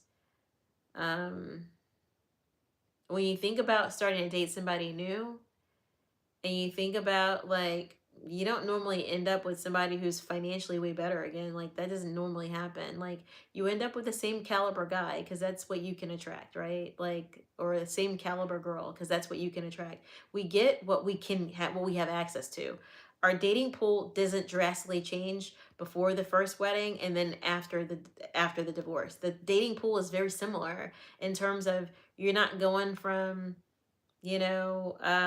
average Joe to Rico Suave. You're not doing that. It's basically the same dudes, basically the same level dudes, right? Basically the same level women. You're not going from one to Princess Diana. It's going to be the same level. So when you think about that, I mean, it's a loss. Financially, it's such a loss. People don't want to talk about that though. People glorify divorce. Oh, I got my freedom, blah, blah, blah. You're like, look, y'all gonna be working hard after y'all get divorced. I worked some of the hardest years of my life after I got divorced. That money was flying in because I was flying everywhere to get it. I was on them flights and trains and automobiles. I was going everywhere to get that money. I mean, I was getting money, but I was going everywhere to get it. It was not easy. It was not easy. I lived out of a suitcase for years. It was not easy, but that was my only option. Those bills were not going to pay themselves. So I say all that to say, when you look at that dynamic, you look at the dynamic before the divorce, and then you look at the reality of how hard you work after the divorce, and people still got the divorce. Honestly, that should make everybody think, could I make it work with this marriage? Could I still just make that work? Because starting all over again with somebody new honestly means a lot of times the love is really not the same. They're like, you're not like this naive, mushy, mushy high schooler.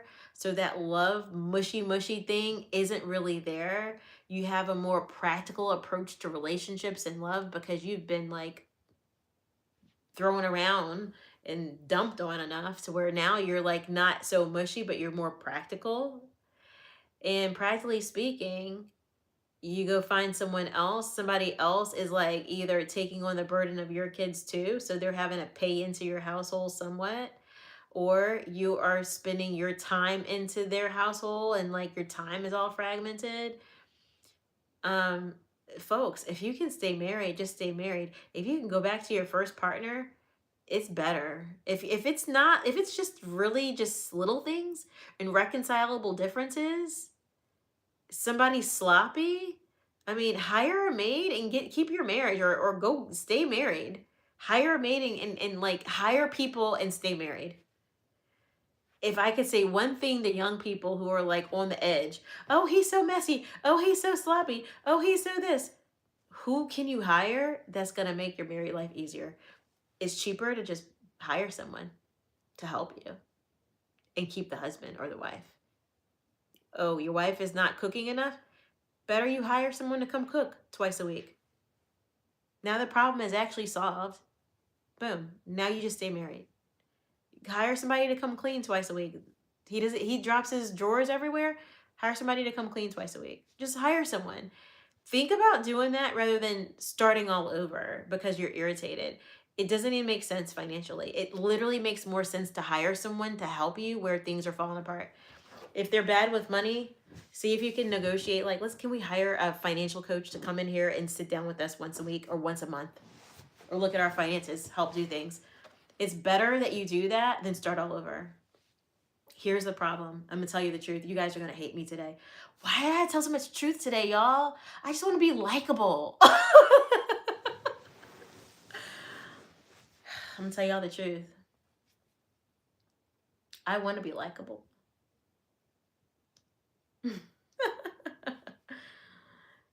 The truth about it is, when you have, let's say you had a marriage, let's say your partner was a spendthrift, And let's say you're the one who's more like financially responsible. Okay. When that marriage breaks off, people don't change that much. So now the person is out in the dating pool with that same bad habit, less money, less time, and they got the kid on the weekends or during the weekday, right? But they have less money, less time, and now they're starting all over trying to date, trying to afford a date. The situation is far worse now than it was while you were married. It just is. No one's going to tell you that, though. That's the truth. And so the person who's going to marry that person, they're taking on all of the same risk that the first wife had. The first wife saw all of that risk, or the first husband, vice versa. The first person, the first marital partner saw all the risk, and they were like, even though they loved them, even though they had a family together, they were like, I'm taking a hike. I'm out of here. So they left, and they had every reason to stay because they had kids built into the marriage. They had houses and stuff built into it. They're like invested into it. It's like a mess to unravel it. But they left anyway. So now that same person's on the market. You pick up that person, they actually have less resources. They're just more financially strapped, less time, and all of the same responsibilities that they had before. All of the same, all the kids, all the same stuff.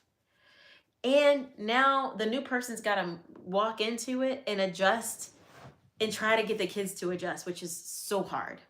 It's so hard, actually. I wish it was easy. I mean, but it isn't. It isn't. It's hard.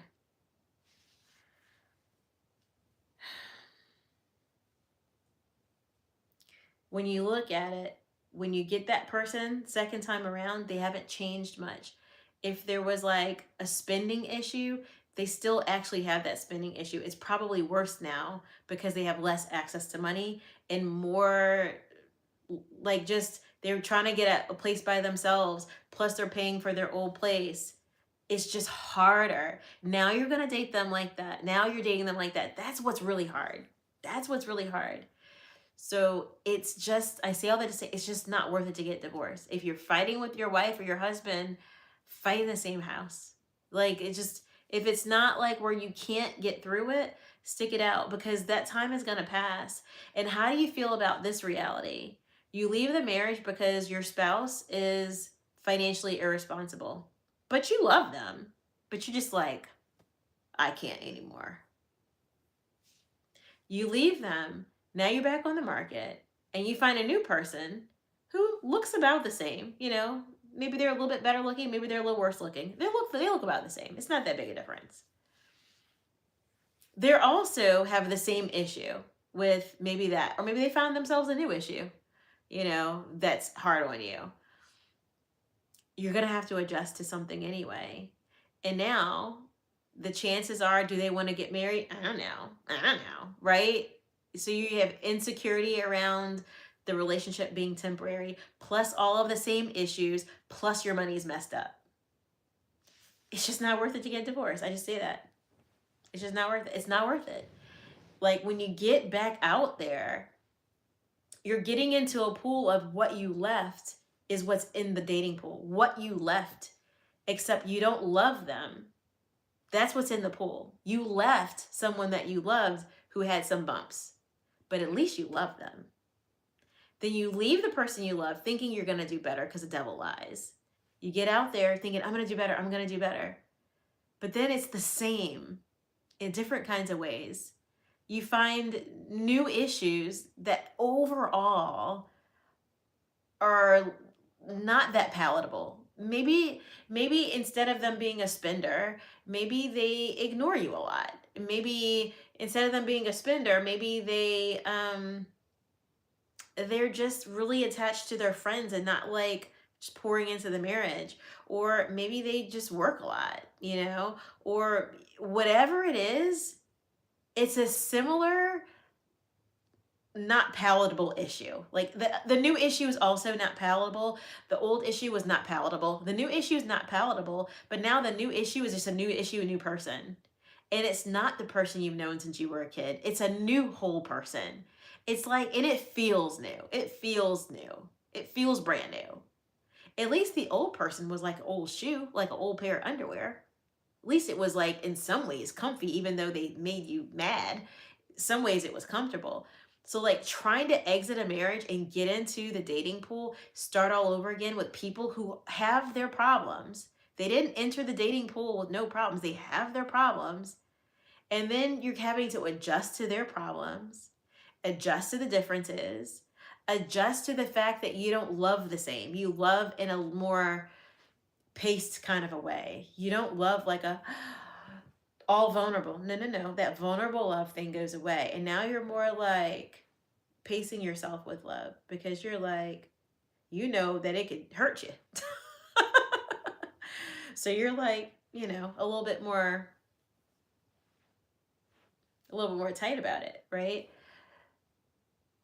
I just don't know why anybody would want to do it. If you understand those truths, I don't know why you'd want to do it. I don't know why you'd want to do it. You're getting back to the dating pool to find similar problems, similar-ish problems. Maybe relabel them on the level of 1 to 10. Maybe the problems are all a 7. They may be different ones, but they're all a 7, but a new person.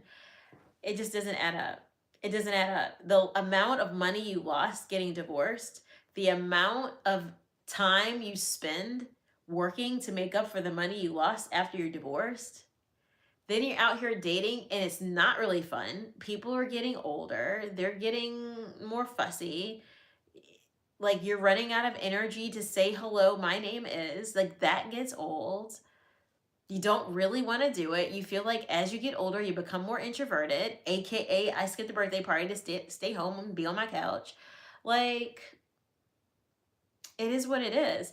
I don't think it's worth it to just get a divorce. I don't think it is. I think is too much hitting the replay on similar issues with a new person. There's too much of it. Too much of it. And then the other option is to not get remarried and fornicate. That's also not an option, right? So do you guys see what I'm saying? Yeah. Don't get divorced. It's not worth it. If you can work it out, like your kids will be better for it, you're more stable, and you can actually find more joy and do more of what you want when you're not so financially strapped because now you're working 2 jobs or working longer hours or whatever it is. The stuff that happens after you get divorced, it takes a lot of your energy away and a lot of your free time away. Does that make any sense?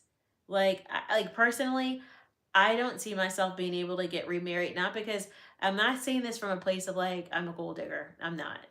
I'm saying this from a place of I've dated a lot of people that struggle a lot.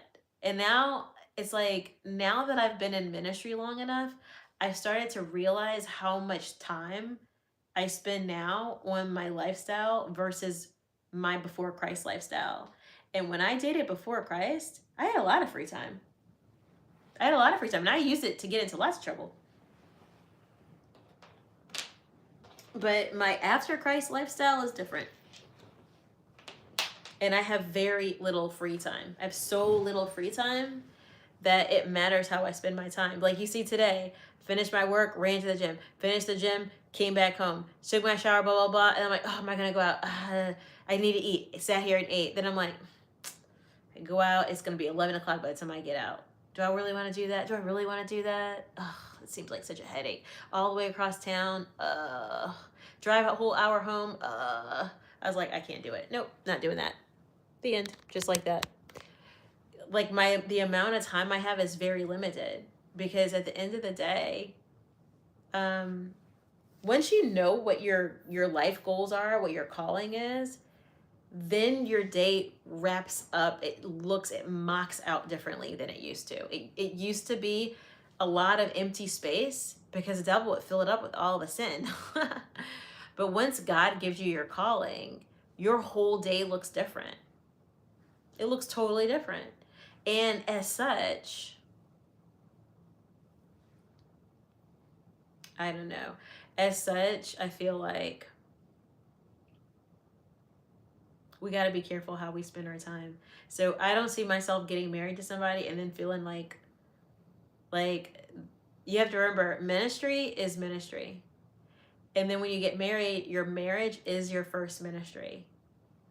So if God gave me this ministry and then marriage is its own ministry, then my marriage has to match what I do. And if it doesn't match what I do, then it doesn't even make sense. So I was tinkering on that today, like new revelations. I was like, my marriage has to match what I do. And I dated somebody in seminary school, and although it was a Christian, like his ministry was totally different from mine. He didn't want me to have a public ministry. That was problem number one. He was like, well, can't you do this inside of a church? And I was like, no, that's not what God said. So, like, my ministry is my ministry, and his ministry was his. His ministry was like being a missionary. Mine was like doing my online ministry. And you would think they would all match, but I could sense a total rub. So that wouldn't work. That wouldn't work at all. So I realized preferences, back to what I started on, preferences. I think it's actually important to have a list. And I know that that's not popular because I used to have a list and it was too long or whatever, too unreasonable, like, and then after a while I was like, no list, I'm just gonna just free for all. And that failed. So having a long list is a problem. Having no list is equally a problem. That's my opinion. Having no list and dating with no intentions is a huge red flag, huge no-no. You will just get used, abused, and thrown away like that. It's not smart. Not smart at all. And you will never find that security like that. Well, I suppose some people do. 5% probably do. There are a few people who just date casually and end up married, but that is the exception and not the rule. That is the exception. People, and those people are usually very attractive, and maybe they could pull that kind of stuff off. The average person, I don't think it works like that for us. We need to speak our intentions out loud.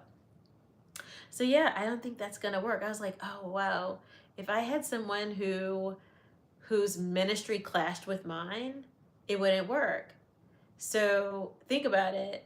The last time I properly dated somebody with kids, guess what? I was not in ministry. So that hit me today. I was like, oh my gosh, I was not working in ministry with last time I dated somebody with a bunch of kids. I had not started ministry yet. And I realized if I even tried to date somebody with a bunch of kids, there's no time left for ministry. I'd be at somebody's soccer game. I'd be cooking some food. I'll be blowing somebody's nose, reading a bedtime story, packing a lunch. You guys see what I'm saying? Like, just like that, the time is gone. There is no time to do both. There is no time to do both. It hit me today. I don't even know where this came from, but it hit me today.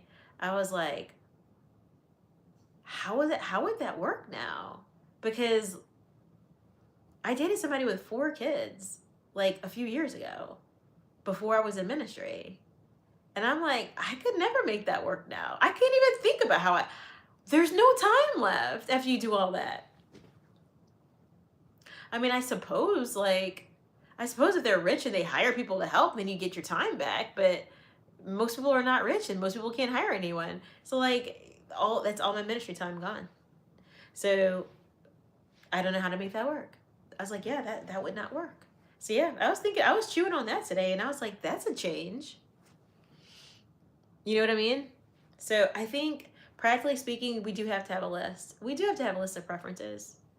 And you just got to figure out what your list of preferences. And, mine starts with what God said. What has God said? God has not told me about my husband, clearly, but God has told me about my ministry. So whoever is my husband, it needs to work with this. He doesn't have to have the same ministry. It needs to work with this. So when I dated somebody and they were like, oh, I don't want you to do public ministry, I was like, oh, well, then you don't want me. This isn't going to work. He was cute, so I held on to him a little bit longer than that. But I knew then, I actually knew then this is a problem, because I was like, do you realize if I have a public ministry, that means like you working behind the scenes quietly, that means people are going to find out who you are, and they're going to be hitting you up, and basically you're public too. Like, I can't be a public figure and then you're hiding, and you're like, that's not how it works. People will know who you are. They will absolutely know you. They will look you up. I was like, this is never going to work, you know? He's like, can't you just do like work it do it in the church? And I was like, no. The church is the church for a reason. Let's let them do their thing. I do my thing. It was two different ministries. So yeah, I don't know. So yeah, I already said like preferences wise, I've pretty much like I said, it's not a hard and fast rule, but I'm like I started tinkering on it today, and I was like, where would I get the time to read bedtime stories, pack the lunches, go to the ball games? I mean, it's not just like drop them to school and come back home. You got to help them with homework. They got to eat on time. They got to go to bed on time. They got to have their bath. There's like a whole routine that takes up a full several hours in the evening, and that's the same time I would spend on my ministry. So it means if I do that, it becomes my ministry, and this goes away just like that, over. And I'm like, oh my god, just a few years ago I dated somebody with 4 kids, and I don't even know how I would do that now. How would I do that now? It's impossible. It's not possible. It's one or the other. It's not both. So I was like, that's something for me to think about. So that actually got me started on this whole topic. That's something for me to think about. Like, that was never specifically a preference. Actually, I kind of always low key like dating people with kids because I like the kids. But the kids don't always want a second parent in the house. They're fine with you as long as you're like, you know, at an arcade with them. But when they think you're moving in or something, that gets a bit serious, right? So I don't know. I don't know about that part. I'm revising that. That might be on my list. I don't have a firmed up list. I don't know when I'll firm up a list, but that's on my list to be scratched off, is people that already have kids. I might have to scratch it off. Sorry, everybody.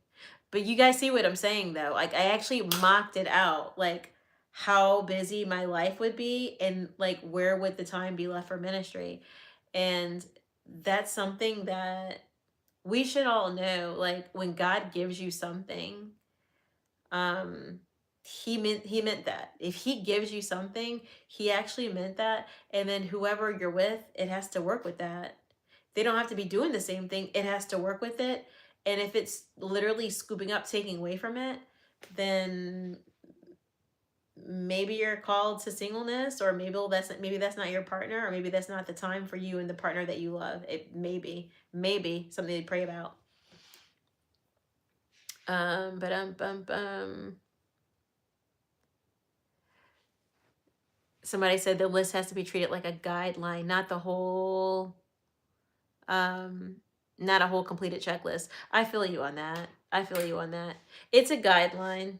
It's to help you understand, like the whole kids thing. Like, you have to think about it. If they can afford help, and then I can get freed up and still do ministry, then it kind of like it neutralizes it again. Does that make sense? I'm like, oh well, before I could manage all those things, and now if I do that, which I can, then I can't do this. That's a loss right there for me. I don't know. I don't know that I'd be like, oh, let me give up this for that. I don't know about that. Mm-mm. I don't know about that. And I don't know about that, because I could see. Yeah, I don't know about that. Now that I'm thinking about it, God knows what he's doing, y'all. Sometimes we catch one way late. Y'all, God knows what he's doing, and we catch one late. Does that make sense? Sometimes we figure stuff out, like, God knows what can last a lifetime and what can't. Does that make sense? Everybody hit the like button. Hit the like button for God. On God, y'all. That is crazy. It just hit me like real time. Real time. I'm going through it. Just let me have my moment. Let me have my moment. All right, let's see. No, I'm not mad at you. Even if I'm not fully agreeing, I wouldn't be mad at you for sharing your views. I think it's good to share different points of view. Yeah, I mean, it's not a popular opinion. And at the same time, like, think about it. But does it make sense though? I'm like, wait a second. If the kids live in the house and they're minor kids, you're talking about you need help with homework, you need toting back and forth after school programs, you got ball games, dance team, cheerleading, blah blah blah, this and that. You know, all the things. It's a whole it's a whole thing. It's not like I mean, you could take your hands off of it, right? But what happens is it's a vulnerable time for children. It is. It's a vulnerable time for children. If you participate, you can steer them in the right path. And if you take your hands off, the world steers them wherever the world wants them to go. So it's a sensitive time. So I was like, oh wow, I wouldn't have any part of my day left. Even Saturday would be snatched up. Then Saturday would be like little cleaning, going to get kids' hair done, barbers, blah, blah, blah, blah. There's a lot that goes on and it's every single week. Every single week. I was like, I don't know how to make that work. And that's something that I wasn't in ministry last time I dated somebody with kids. So it just hit me today. And even recently, when I dated someone with kids, I never met the kids. So it never like I never had a moment to like really sit into it because I never met his kids. But the last time I dated somebody with kids, it was before I was in ministry. I'm like, oh. And then the recent time I didn't meet the kids. So that's the thing about not meeting kids, y'all. It'll get you in trouble. You're not getting a feel for what it's like to be a unit. That's the thing about that doesn't work out so well. You got to get a feel for that. I mean, you don't want to do it on week one, but you don't want to never do it either. Both are bad. Um. Oh, that's so sweet. Someone said, if it's the Lord's will for me to be married. Um, I love the old school terms, going steady. It's my fave. Oh, that's so, I forgot all the nostalgia. I love that. That's so cute. That's so cute. All right. How am I doing today?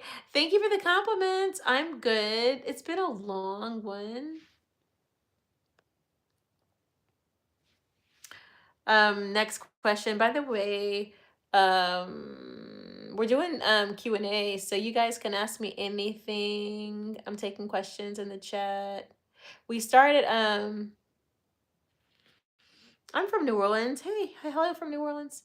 Um let's see if we got anybody else. Oh, thank you for the gifts and the roses, Boss Win. Thank you, thank you. Appreciate the compliments.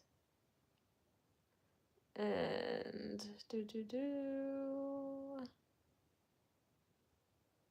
okay. Next question. You guys can flood the chat with your questions. We're doing Ask Me Anything. I started off talking about dating and dating preferences, etc. But like I said, for those of you guys who just hopped in there, it's weird because in my early years, I had a list, and then you hit like a certain birthday, and then you're like, I'm not married by my goal date. This was my goal date. And then you decide one fine day to get rid of your list, and then you rip it up into shreds, and then you just do this like free for all casual dating stuff, and then you're out there. Then you realize, well, that was useless. And then you come back to the standard, which is you need to have like this person said, you need to have some kind of guideline. Yeah, I do agree. You need to have some kind of guideline. And I also think it's hard to date if you don't know what you want, if you don't know if you're what the goal is. If the goal is just companionship, I think you should know that. If the goal is like marriage, I think you should know that and work toward your goal. If your goal is just hanging out, having fun, then you should not only know that, but you should target people who have the same goal. Like the same goal. Do not lie to yourself about your relationship goals. Do not target people who have a different goal from you. It will end messy. It's messy and toxic. That's something that, like, that's on my list. That's not really a attribute, like attribute, but it's on my list. They need to have the same goal as me.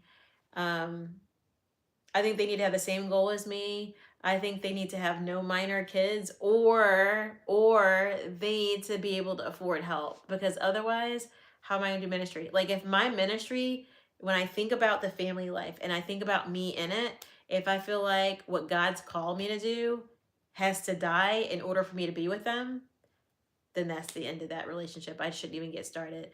My God life shouldn't have to die for me to be with someone. That's what I realized. Nope, that's a no. And it doesn't matter if they love God, but if their lifestyle has me, look, even if their financial lifestyle has me where my godly things die off. If their lifestyle is strapped and then I have to work a second job, guess what? Now I can't do ministry. It's as simple as that. It's as simple as that. That quickly, my ministry dies.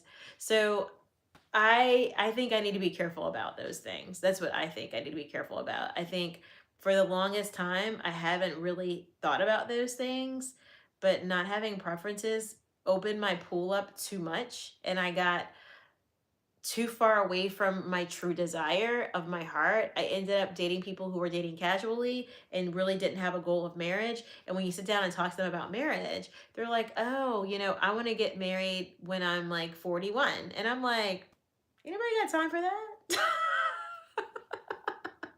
Do you guys see what I'm saying? So that's all I'm saying.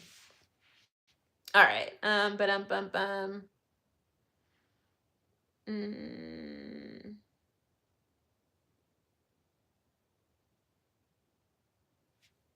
Somebody said baller and shot caller. College was like yesterday. For me, it literally was several months ago. But I'm talking about like college. I'm not talking about my recent college. I'm talking about college. We forgot that we grew up. We forgot that we grew up. And it's easy to forget because if you know some of the same people, if you live in the same hometown, you have some of the same connections, it's easy to forget that we got older. We got older. We got older, but some stuff culturally has to change as we get older. And it's hard to imagine it, but it's still true. Oh, I hit somebody with the truth. The truth serum has hit and changed lives. Oh my God, let's see what you said. Okay, at first I didn't agree about opposite gender friendship stance, yet now I understand. I believe that it's too risky to have women best friends, could actually be a blocker of a wife. Boom, there you go. Do you see what I'm saying? Not only that, think about when I had a man best friend, and we're not like super tight anymore, but when I had a man best friend, I had a man best friend for like a decade. And do you know how many people probably would have like seen us out and about together? Not holding hands, not any of that, but people who would have seen us at a bar or something, because BC days, right? See me at a bar. I still go to bars, but that's fine. I don't drink like that. But like I'm saying, like people who see us out and they maybe would have approached me, but then they're like, is that our dude? Oh, or if it's not, then why is he there? You know what I'm saying? Cut. Do you see how quickly it can be a blocker? I think that we're not remembering that we're like, shucks, we're not 24. Do you know what I mean? Like, we're not actually. So I think we got to be careful. I just think we got to be careful. Like, it's hit me today that a lot of adjustments can be useful, you know? Ain't nobody think about marriage. Unreal expectations. Pablo, why do you like me? I just gotta know, what is it about me that you're liking? I'm just curious. My goodness. Oh, thank you for the compliments, Zach. Appreciate that.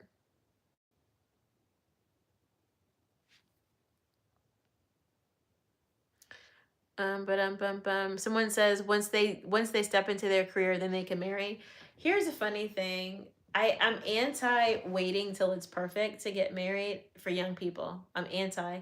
I think young people should like be in school, they fall in love, get married right there. Get married and then struggle bust together, like struggle through. That's part of getting attached and becoming one flesh. Struggle together.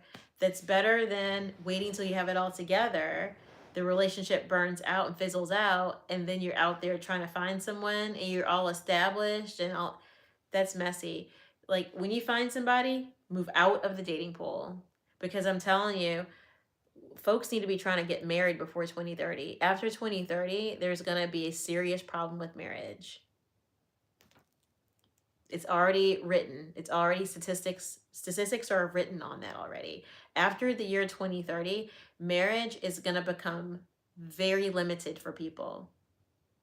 So if you have a goal of getting married between now and 2030, try to get it done. Whoever that is, try to like get it done, because after that, it's going to get statistically very difficult to do it. Not even based on your age, based on after 2030, something is going to shift. That's what the financial giants are saying right now. The people that run the money in the country, I want to say it's Morgan Stanley or whatever. They've written on it that by 2030, the rates for marriage are going to be getting super low. So those who want to get married, focus on it now. Statistically, your chances are better. If you want to use the science, your chances are better. Anything's possible with God. I will say that. But being practical, get it done. Don't be playing around. Because what are you waiting for? Even in the Bible, they didn't play around about marriage. They just got it done. Laban wasn't playing around with Leah. He was all like, Leah's getting old. Get it done. Rip that band-aid off. Someone says they'll go have coffee, but it depends on how good the coffee is. Hee bum. Someone asked me what part of Georgia am I in. I'm in Atlanta. Bum. Someone says I got 2 kids. What would you recommend for people like me? Be more intentional. Be more intentional. Just don't waste time. Be okay that people come and go, and just stay intentional. That's what I think. If I could go back and use my last decade differently, I would have not had that casual dating phase, because I didn't realize how I wasted time. I didn't even realize that I was wasting time and that I was getting further from the goal. It's because I was dating intentionally and I was moving through people that I thought, in my head, I thought I'm probably getting further away from the goal. People are not sticking. But actually, that's a good thing. I was dating intentionally. I said what I was looking for. People were not matching and I moved on. I was closer then than I was when I started dating casually. Then I was not anywhere near settling down, and I was stuck with people who were not thinking like me. So our best chance, I think, you're dating, you got kids, probably look for somebody who also has kids, because they're going to understand the muscle that's required. I say look for someone who has kids if you have kids. Look for someone like that. Interestingly enough, I don't know, from the men I've dated, I don't know that they've dated more women with kids than the ones they've dated without kids. I don't know. Statistically, it seems like, I wish I could go back and just ask them all that question, but I'm not going to call them. But yeah, if you've got 2 kids, date people who have kids, and date people intentionally. Date whoever you can that makes sense, but date intentionally. Like if you want marriage, be careful about not really speaking what you want and thinking, oh, well, if I say it too soon, because that was what I always got concerned about, is saying kind of soon enough what you're looking for. All you're going to do is weed out people who don't want it. That's what I think. All you're going to do is weed out. You want to weed out the people who don't want what you want, because you don't want to waste a decade. Wasting a decade is not wise. So you want to weed people out, move to the next one. And if it takes, 2-3 days to do it, 2 or 3 days to do it is fine. You don't want to give somebody 2 years and then realize it's not going to happen. You don't want to hope and wish on somebody for a year and 2 years. Like, you want to start your dating, start your exclusivity with people who have everything in common with your future that you want. So if they want marriage and you don't want marriage, that's complete opposite. Like, leave them alone. Let them find someone who wants marriage. If they want it and you don't, leave them alone. Just find someone who doesn't want it if you don't want it. If you want it, only date people who want marriage. Like, that should be on your preference list. It should be somebody who's like gonna be able to be in the family and have kids and deal with kids. That should be on your preference list. If you want it forever, that should be on the preference list. It shouldn't be like 6'2" or something. It's gotta be the stuff that you cannot live without. Like the stuff like, okay, like we are a unit. I need him to accept the unit. I just realized I'm in ministry. I'm not gonna be able to do that anymore. Like, I could do that 4 or 5 years ago. I can't do it now. It's not gonna work for my lifestyle. And I don't want to give up ministry. I don't want to give up ministry to have a marriage. It's as simple as that. I don't want to do it.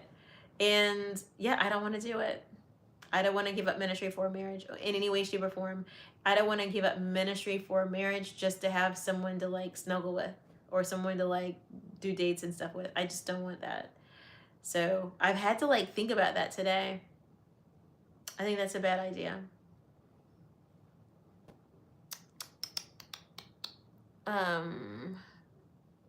Can you tell the truth and I can tell the truth and be likable? Thank you. I'm still telling the truth. Searching for someone equally yoked. I think equally yoked is such a loaded word. It is such a loaded word.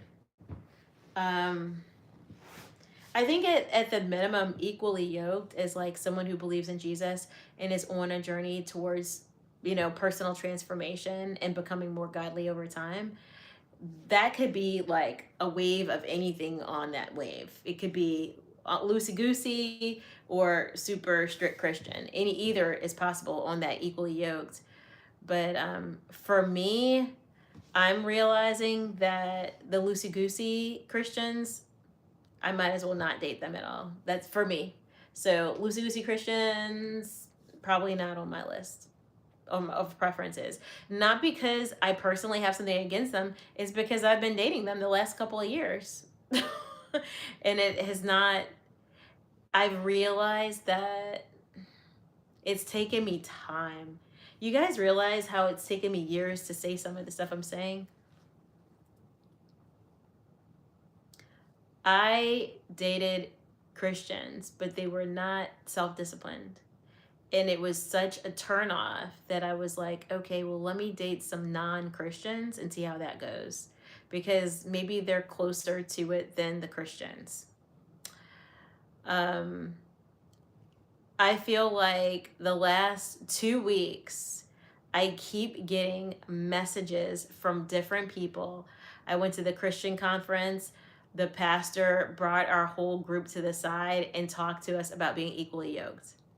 It's different people at different times.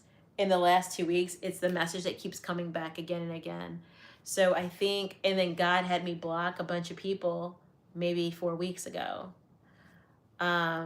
And they were either lukewarm or non-Christians when I look at what was the trend of who God had me block. And I was like, oh, wait a second. I think it might be that as I'm growing in the faith and transforming over time, because it's not happening all at once. I didn't like just rip and just become like very disciplined. It's been a years long thing. I think I'm entering a season where either God's like, hey, people that lack self-discipline, how are they going to lead you? You know what I'm saying? And then I'm realizing now, like, one thing that I learned in my most recent connection was that how much I appreciate when there's a person around me who has self-discipline and I actually can trust, like trust all the way in my soul, trust. When I can actually trust them, because not because of how they're going to treat me, but like how I know they are. Like that is a thing. Like I can't really put it into words, but you ever seen somebody who's got such high integrity that you're challenged to having high integrity? Like you're challenged to live higher. My most recent connection, but that didn't work out, but what I've learned from it is I want to be more like that. I want to be personally more like that. Do I have that in common? Yes, but it made me think I want to be more like that with God. Like, I want to be more like that. I think this is like the key. Does that make sense? That's what I think. I think I want to be more like that. And in doing that, if I find someone who's like that, who I actually have a relationship with, then I think it would be easier for me to submit. I think what I've realized is when I dated people in the past who lacked self-discipline, who lacked integrity, or who were lukewarm Christians, I realized that, or just like what self-discipline can be like financial bad stewardship, stuff like that. When I've dated people in the past who had all of those things, what would happen is low key I didn't fully submit. That's what I'm just reflecting. I was having like, in the time that I did have to myself, I was reflecting, and I was like, low key I didn't submit. Low key I didn't submit because I shouldn't. Because if I did, my whole everything would be at risk. So I was like, huh. So I'm gonna probably need a man stronger than me.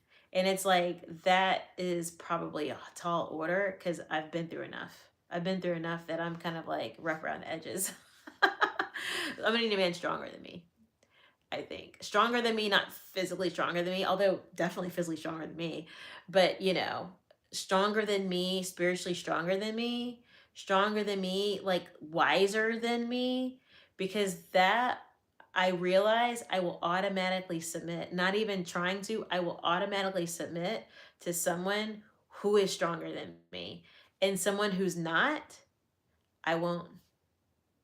Not only will I not submit, but I deep down I won't even respect. The respect won't be there, and that will cause tension because then I'm not really in God's order. I'm like not properly under their headship, and it causes a rub. I know this for a fact. I know this for a fact because I've gone out because I'm like open minded and stuff, right? So I go out with all these different people, and then I realized later on that like I haven't really submitted to them. Like, and not to say you should submit to someone who's not your husband, because they're not your husband until they're your husband. But you guys know what I'm saying. When you feel the sense that you can't get there, that's what I'm saying. Like you feel the sense that like I can't put my full trust. I have to continue to control this. I got to continue to da da da da. Like I want to be with somebody who I can take my brain out and set it on the table and not think. If I don't have that guy, I am not going to get married. That's what I say. That's what I think. I think that there's value to having, that's why God gives a spiritual head. There's value to us being able to like, okay, life is stressful. I want to take my brain out this weekend and set it right here and just relax and not think about anything. When you have a good, strong spiritual head, you can do that and you're safe because you're not going to like blow all the money. They're not going to like do something crazy. They're not going to like gamble away the house. They're not going to do something insane while you let your brain decompress. And then when I think back, really truly, when I think back to really every single person that I really dated, I never could fully decompress. Either I wasn't decompressing because I didn't trust them financially to like hold up their end of the bargain, or I didn't decompress because I didn't trust where they were taking me because they didn't give me clarity, or I didn't decompress because um, I didn't trust like their integrity because I kept catching them in like, red flag stuff, or I didn't trust them because they didn't have self discipline. you know, those things matter. You know what I mean? I realized that I could never take my head and just sit it down. And one thing I will say is in my most recent connection, I was finally around someone who I saw so much godliness and integrity in that I could actually turn off my thing. I could just turn it off. Boop. And I realized that maybe all women don't need that, but I definitely need that. And I think all women need it. I think all women need it, but I definitely need that. So I think equally yoked has new meaning. And then the last 2 weeks, everywhere I've gone, I've been to church, I've been this, I've been that. And the concept of equally yoked has been come up. If it hasn't come up with the actual word, it's been coming up in terms of the discussion. And even in my reflection time today, it's come up in my discussion with God. Like, it's like, okay, maybe I need to, for me at least, I'm not saying for you to do it specifically, I'm just saying for me, maybe that's what my person needs to look like. My person maybe needs to, like, I think equally yoked is just a word, but my person needs to be in a position where when I have a worry, I actually can go to them like a child and say, hey, I have this worry. And then they should be able to be like, this is what I suggest. Boop, boop, boop, boop, boop, boop. And that should make sense for resolution. And that takes my brain and it allows me to set it on the table and then I can rest. But when you don't have that,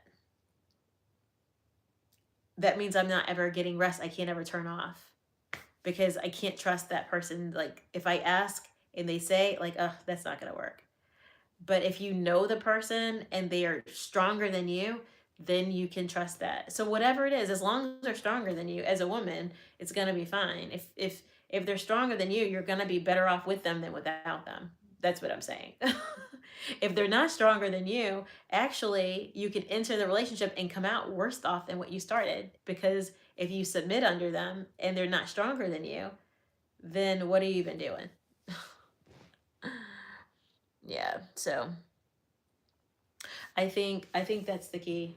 I think that's the key. I think the key is not just equally yoked. It's something bigger than that, but it is that. But I think equally yoked gets lost because equally yoked is not really a whole lot. Equally yoked is just, oh, you found somebody who believes in Jesus? Okay, good. I think I need someone who I see in them integrity, trust, and respect. Like I see something in them that's just godliness. That's godliness because that will make me sit down and be quiet. That godliness will make me sit down and be quiet. It will make me just listen because I want to learn now. Now I just want to I want to be in learner mode. Does that make sense? I want to just sit there and be like a child in learner mode and take my brain out and set it on the table and not think. That is my person. Whoever that person is, that's my person. If I have to think, if I have to solve, if I had to have my brain in my head all the time, if I got to be on all the time, they can't be my person. Because I've been doing that by myself already for years. They can't be my person.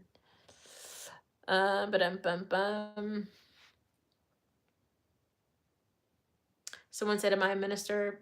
No, I graduated from seminary school. I mean, I work in the ministry of deliverance, but I don't work for any church. I do online Bible study, etc. So yeah, pray for people, etc. I mean, my ministry is informal. Like I'll go do evangelism on the street. I'll do deliverance whenever it's needed. You know, I'll coach people. But my ministry is informal. But it's informal does not mean not meaningful. It just means that I don't need the walls of the church and I don't need a title. And actually, people that are in the walls of the church, I feel like they're stuck. I mean, no offense to the church is still great, but the people who are truly lost, they never really make it to the church. That's my concern for people, for the broader humanity, is that people that really really need God and really really need the love of God, they never seem to make it inside of the walls of the church. I don't know why, they just don't make it there.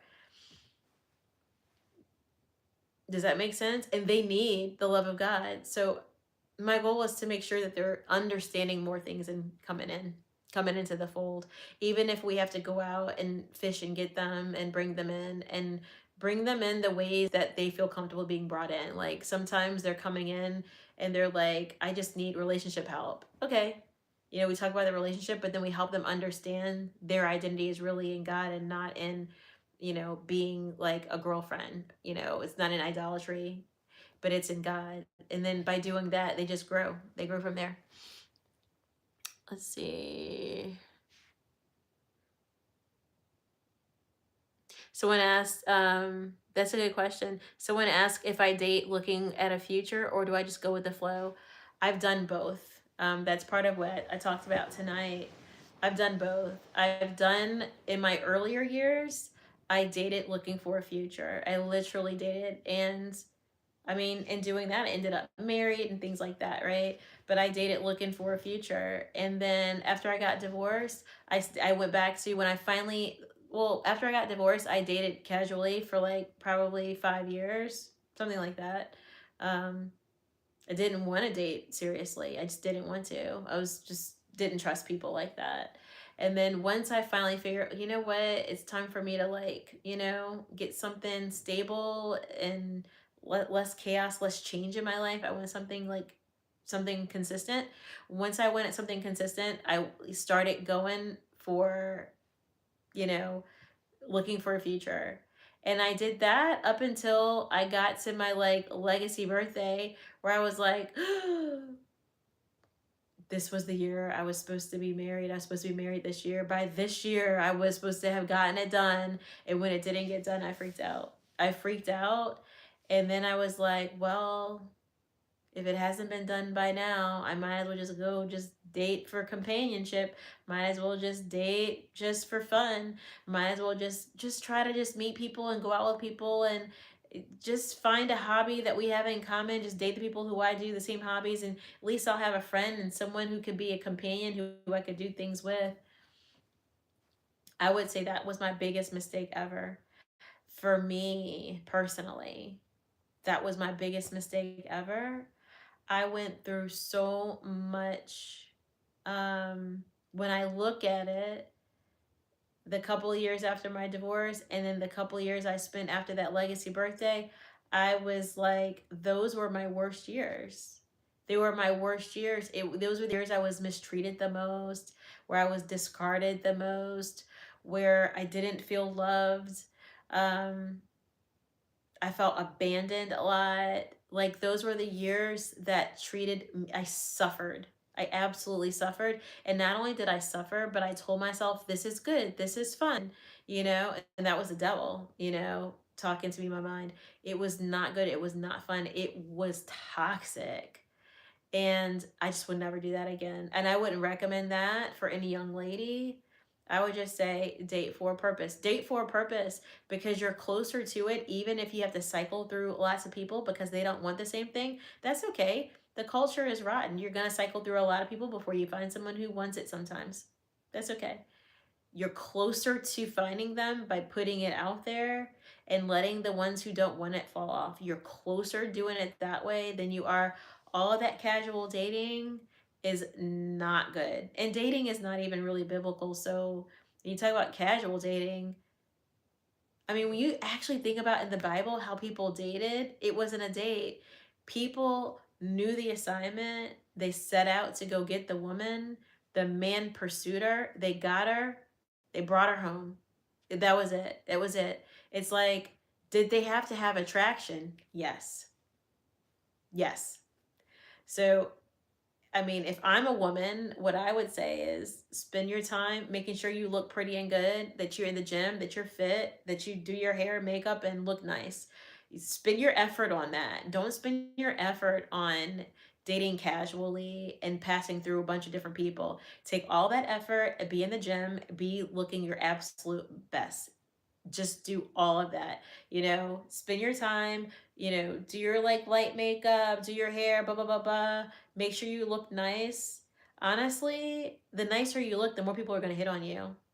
It is what it is. So when you put yourself together, versus when you just roll out the bed, people are gonna come up to you when you like women are gonna say, "Oh, you look so pretty today," when you look nice. Men are noticing that too. Put your effort into looking good because men are visual, and that's just keeping it real. And then you'll find someone. Someone will come along. Someone will come along and scoop you up, and it'll happen. But I think in the church, people don't talk about making sure you look good. They're just like, live a godly lifestyle. Let your man find you. No, look good. Add that to the list first. Number one. There's no substitute for looking good. There's no substitute for that. Rebecca was found in the Bible. Rebecca was found by Abraham's servant. What was she found? Getting water, but looking good while she was getting water. She was looking good. They said she was beautiful. So that means even though she's going out to go do physical things, like she was looking good. Look, you go get ready to go to the gym. Don't roll out of the bed and go to the gym. Make sure you look good. You go in the grocery store, make sure you look good. Make sure you look good. So all of this whole like I roll out of the bed with a hairnet, no makeup, this or that. I just show up. I come as I am. Don't do that. If you're single and you're trying to settle down, every day you walk out of the house is your opportunity for your Mr. Right. That is your opportunity. Men are visual. They have to be visually stimulated before they pursue you. If they are not visually stimulated by you, they will never ever show up. They won't do it. So it's an easy thing for us to like set up our clothes, set up our thingies, make ourselves look pretty, and get out the house. It takes most people it takes them 30 extra minutes. Sometimes if you're more fancy, it may take you an extra hour. If you're super fancy, it takes you 2 hours. But whatever amount of time it takes you to do it, spend your time on that. That is going to help you get married faster than anything. Because the roll out of bed look, imagine there's 5 available men when you go to the grocery store. 5 available men, and they're all good men, but we don't know it because no one's talking about it. Imagine you go in the grocery store, 5 available good men who are willing to like marry you, make a life for you, support you, give your mind ease. But they want to be like visually stimulated by what you look like. They want that too. They're still men, even if they're good Christian men, they're still men like anyone else. If we just take the time to throw it all together right, versus just roll out of bed and show up. If we put ourselves together, we will catch their eye and then they can pursue. If we don't catch their eye, there's no opportunity for them to pursue because we didn't catch their eye. Their eye went to flour instead, or to like, you know, a chocolate bar instead. Like there's an opportunity for us to catch their eye. I say we use that opportunity, and then keep that up once you're married. Don't just like let it go, because that's the other thing. Women are married, think, oh, I got him now. No, keep that up. So whatever level you can keep up, start it and then keep it up and do your best to keep it up and invest in it. So like when you say, oh, hun, I need to go get my like hair dyed, I need to get my like roots done or whatever it is, they should know that that costs money, because when they met you, you were getting your hair dyed, your roots done. So then when they marry you, they know that's part of the thing. Like, oh yeah, she has to get her roots done. That's what's up. You know, she was always getting her roots done. So she's got to stay like that. Otherwise, he's not visually stimulated anymore. Just do the things. Go to the gym, work on your body. Even if your body's not perfect, my body's not perfect either. It's fine. It's fine. It's not perfect. Like, you just go anyway. You go anyway because it's good for your body. You go anyway. You might meet somebody. Half the time now, like, I keep meeting people at the gym and I don't even want to. The last couple times I went, like, I will be honest, it was so weird. That's a story for another day. That's just a story for another day. Lately, the dudes they've been on one at the gym. I can't make it make sense. But yeah, someone says, do I speak in other tongues? Yes, I do. So yeah, I do not date going with the flow. I do not do that. I think you want to like position it to where you've given the person a chance to settle into who you are. So, between date 1 and date 3, I'm not saying on date 1 you put it all out there and give your whole agenda. No. Date 1, just let it flow. But by date 3, put out there, carefully, delicately put out there what you want, what you're looking for. Try to ask them, what are they looking for? These things. Try to figure that out. But date 1, maybe date 1, date 2, just observe. What are they talking about? What are they bringing up? Where is their conversation going? Because you can gain a lot of information from what they bring up on their own without you saying anything. So if you're on date 1 and date 2 and they bring up sex, just move on. If they bring up anything like, just move on. Just don't even. If you're on date 1 and date 2, they're just bringing up stuff like worldly, crazy stuff, it's just not respectful. Don't even ask any more questions. Just move on. You don't need to say, what are you looking for? If someone has brought up physical stuff within date 1, date 2, that means they're willing to risk everything to put their agenda out there, which is to sleep with you. So don't even entertain it. If they can't even give themselves self-control on date 1 and date 2, just move on. Move on. That is someone who lacks self-control. Even if they're cute, even if they have money, that means when they go out, they're willing to risk everything because they have no self-control. They can't control their mouth. They're actually putting out there their agenda because their goal is to get that. So if they have no physical self-control, if they're like trying to hop all over you, date 1 and date 2, just move on. Just move on. Don't even ask any questions. Don't even call them back. Just move on. You don't have to tell them why. You don't have to call them and be like, oh, I don't want to go out with you on the 3rd date because. No, just don't even tell them why. Just leave and move on. And that's it. That's what I say. And you don't have to finish the date. Like, if somebody's too much, hey, it's been nice meeting you. I'm going to go ahead and exit out. Just exit out. Get out of there. If you know you're wasting your time, don't even, just move on. Don't feel like you have to, because there's just too much of that going on, too much time wasting. And the more years you're alive, you need that energy, because at a certain point, you just don't want to keep going back in there doing it. And if you waste all your energy on people who are just wasting your time, you're going to run out of steam when it's time for you to really settle down. So just save your energy. People are wasting your time, just move on. Just move on. And they tell you stuff by what they say, without you asking any questions. If they're trying to get the conversation to go physical, this, that, and they don't even know your last name, if they're trying to ask you to come over or you go over there and you don't even know their last name, just move on. It's not, they are in their flesh, and they will be like that after they get you. If they even get you an exclusive, they're in their flesh, so they'll be doing that with someone else because they don't have self-control. So that means they can't be trusted. If they don't have self-control, they cannot be trusted.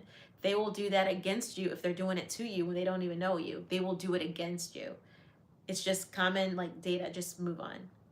I gotta tell that to my girls. I know there's not a lot of girls in here, but I gotta tell my girls anyway. Somebody said a relationship requires equal effort from both parties. Agreed.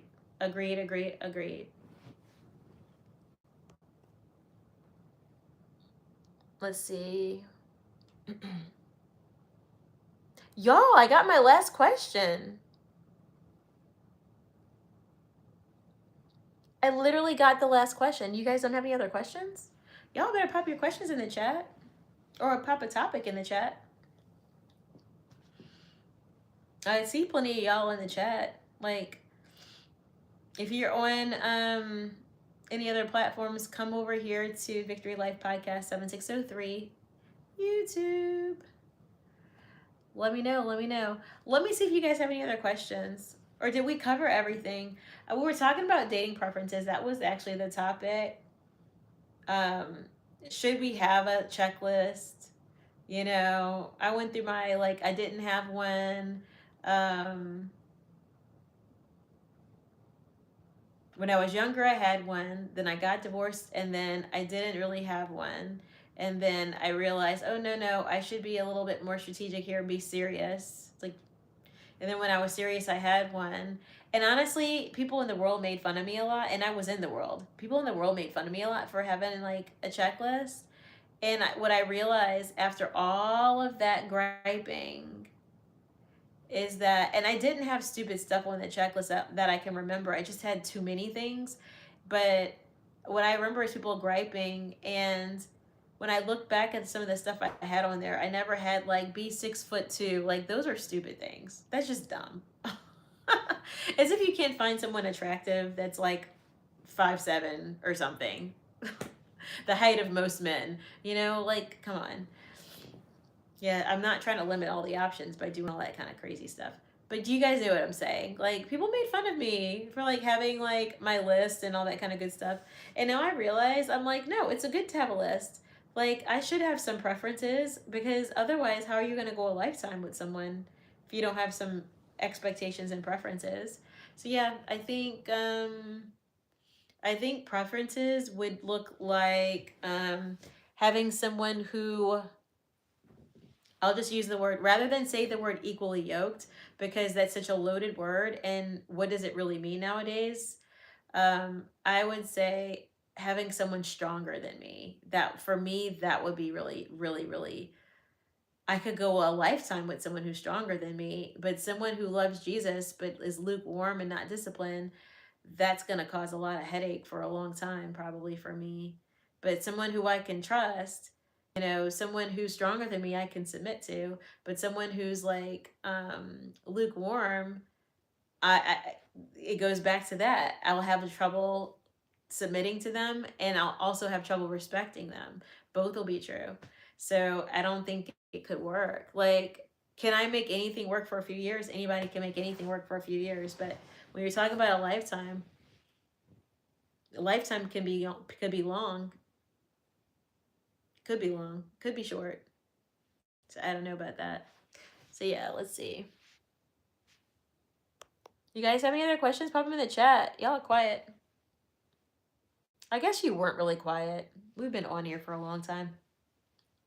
Let me know. Let me know. Maybe I'll hang up and do Bible study. What was I on? What was I on? Exodus chapter what? Maybe I'll do Bible study. If you guys don't have any other questions. I gotta see what chapter I was on. I was on. Ooh! I was on Exodus chapter 7. Ooh, that's good stuff. That's good stuff. Do you guys have any other questions? Let me know. Let me know. If not, then you know what I would do. I'm gonna hang up my YouTube. If you guys want to get a little bit of this Exodus chapter 7, let's go, everybody. Let's get some Exodus chapter 7 up in the house. We were talking about dating and whatnot. If you guys have other topics or questions, pop them in the chat. I'll give you guys another minute or two. If I don't see any other new questions or topics, we went through all the questions, y'all. That's what I'm talking about. When we do Ask Me Anything and you guys come strong with all the questions, y'all know how to make it go. Like a couple hours later, we're still going. But yeah, I'm going to do my Exodus chapter 7 if you guys don't have any other questions. Who's down for Exodus chapter 7? Who's going to sleep? I'll find me a new crew who wants it if you guys are too tired. I might have just wore y'all out. Ooh, so I'm curious, out of all the people that stayed on for a while, has anybody evolved on the topics the way I have, where they were like, okay, checklist, no checklist, checklist? I'm back to being the person who, I think a checklist is okay. You just don't want 10 things on there because it's too hard. Just, a couple of things. Like I think somebody for me stronger than me, someone who stronger than me is my equally yoked, to be clear. That's my equally yoked. Equally yoked and stronger than me is like really one thing. That's a good one right there. That right there really summarizes everything. It's kind of like when God says, like, you know what, the first thing you commandment is like just to love. It just summarizes everything. Let's see. Yeah, but I think that's one. I think that's the one. I think that's the one. If they're stronger than me, then everything else will just kind of fill its way in. But it will. I think it will actually. I think that's it. I think stronger than me. Stronger than me means more integrity, spiritually more grounded, more self-disciplined, more trustworthy, you know. Stronger than me means like, honestly, it encompasses everything. Otherwise, then how are they stronger than me? If they're weaker than me, then that's not good. If they're stronger than me, I'll automatically submit. I'm automatic. There's a lot of things that I've struggled with. I only realized recently why I struggle with them. So I have to thank my last. This is a beautiful thing when like God starts to highlight for you. Um, the blessings in connecting with new people, even if like love that you've lost, when God starts to highlight for you like what was beautiful about a scenario and you take the good things from it, I'm like, oh my gosh, now I know that I respond differently to a man with high integrity who's stronger than me. Now I know I just respond differently. And when you have something different, you offer another level that you didn't even know you had in you. I didn't even realize that existed. So I'm like, oh, wait, there are levels to this thing. If I want to be able to give someone a level of me that I didn't realize I had in me, then they have to show me a level that I'm not used to seeing. So that's incredible, but that's the word for the day. So that's my checklist. Whatever I just said is my checklist. All right, guys. Well, guys, I'm gonna hop off and then I'm gonna hop back on. I'm gonna do Exodus chapter 7, which gets into the good stuff, y'all. Woo! Moses is going through it, y'all. It's crazy. It's crazy. And last night I was going back and forth with Exodus chapter. I started off Exodus chapter 7. I'm just gonna start it again, revise it again, but I was comparing some things from Book of Revelation from future to some stuff that I'm seeing here. Not to say that that's how we would read the Bible, not saying that's how we would read it, but there's just some things as I was reading, it made me think about the future. And so I was kind of reflecting as I read it, I was reflecting on um, different things that reminded me of the goodness of God and of the wrath to come. So that's something that I want us to consider as we read this, not because the writer of Exodus is Moses, and not to say Moses was trying to communicate that, but it's more so of, honestly, y'all, Jesus is coming back soon, and we need to be ready. We need to be ready. So it's still on the top of my mind as I read this. I'm thinking about how God has always been. That's what I've been reflecting on as I read it, is like I'm reading it and I'm thinking, okay, God's telling me about himself 2000 years ago. And I'm like, wait, this is the same God. The Bible says God's the same yesterday, today, and forever. And I'm like, whoa. If God's the same way yesterday, today, and forever, then what does that mean? That means that when we see God um, is trying to protect the people of God, then we can remember that when we believe in Jesus, there's something in God that he's like, he chastises those he loves, but he also is the same God who hedges us up and he fights battles for us and he opens red seas for us. Like, I want to always hold on to that when I'm in a struggle. So that's why I love this Exodus. Exodus is, as a book, it tells us so much about what God will do for people who will say yes to him. That's what it's telling me. So much of that. Anyways, if you guys want to hear about Exodus chapter 7, I'm gonna hang up. Probably be back in like 15 minutes and log back in. If you're awake, join us. If you're not, oh well. You can always play back and watch it later. Anyways, bye everybody. Bye, bye, bye, bye, bye.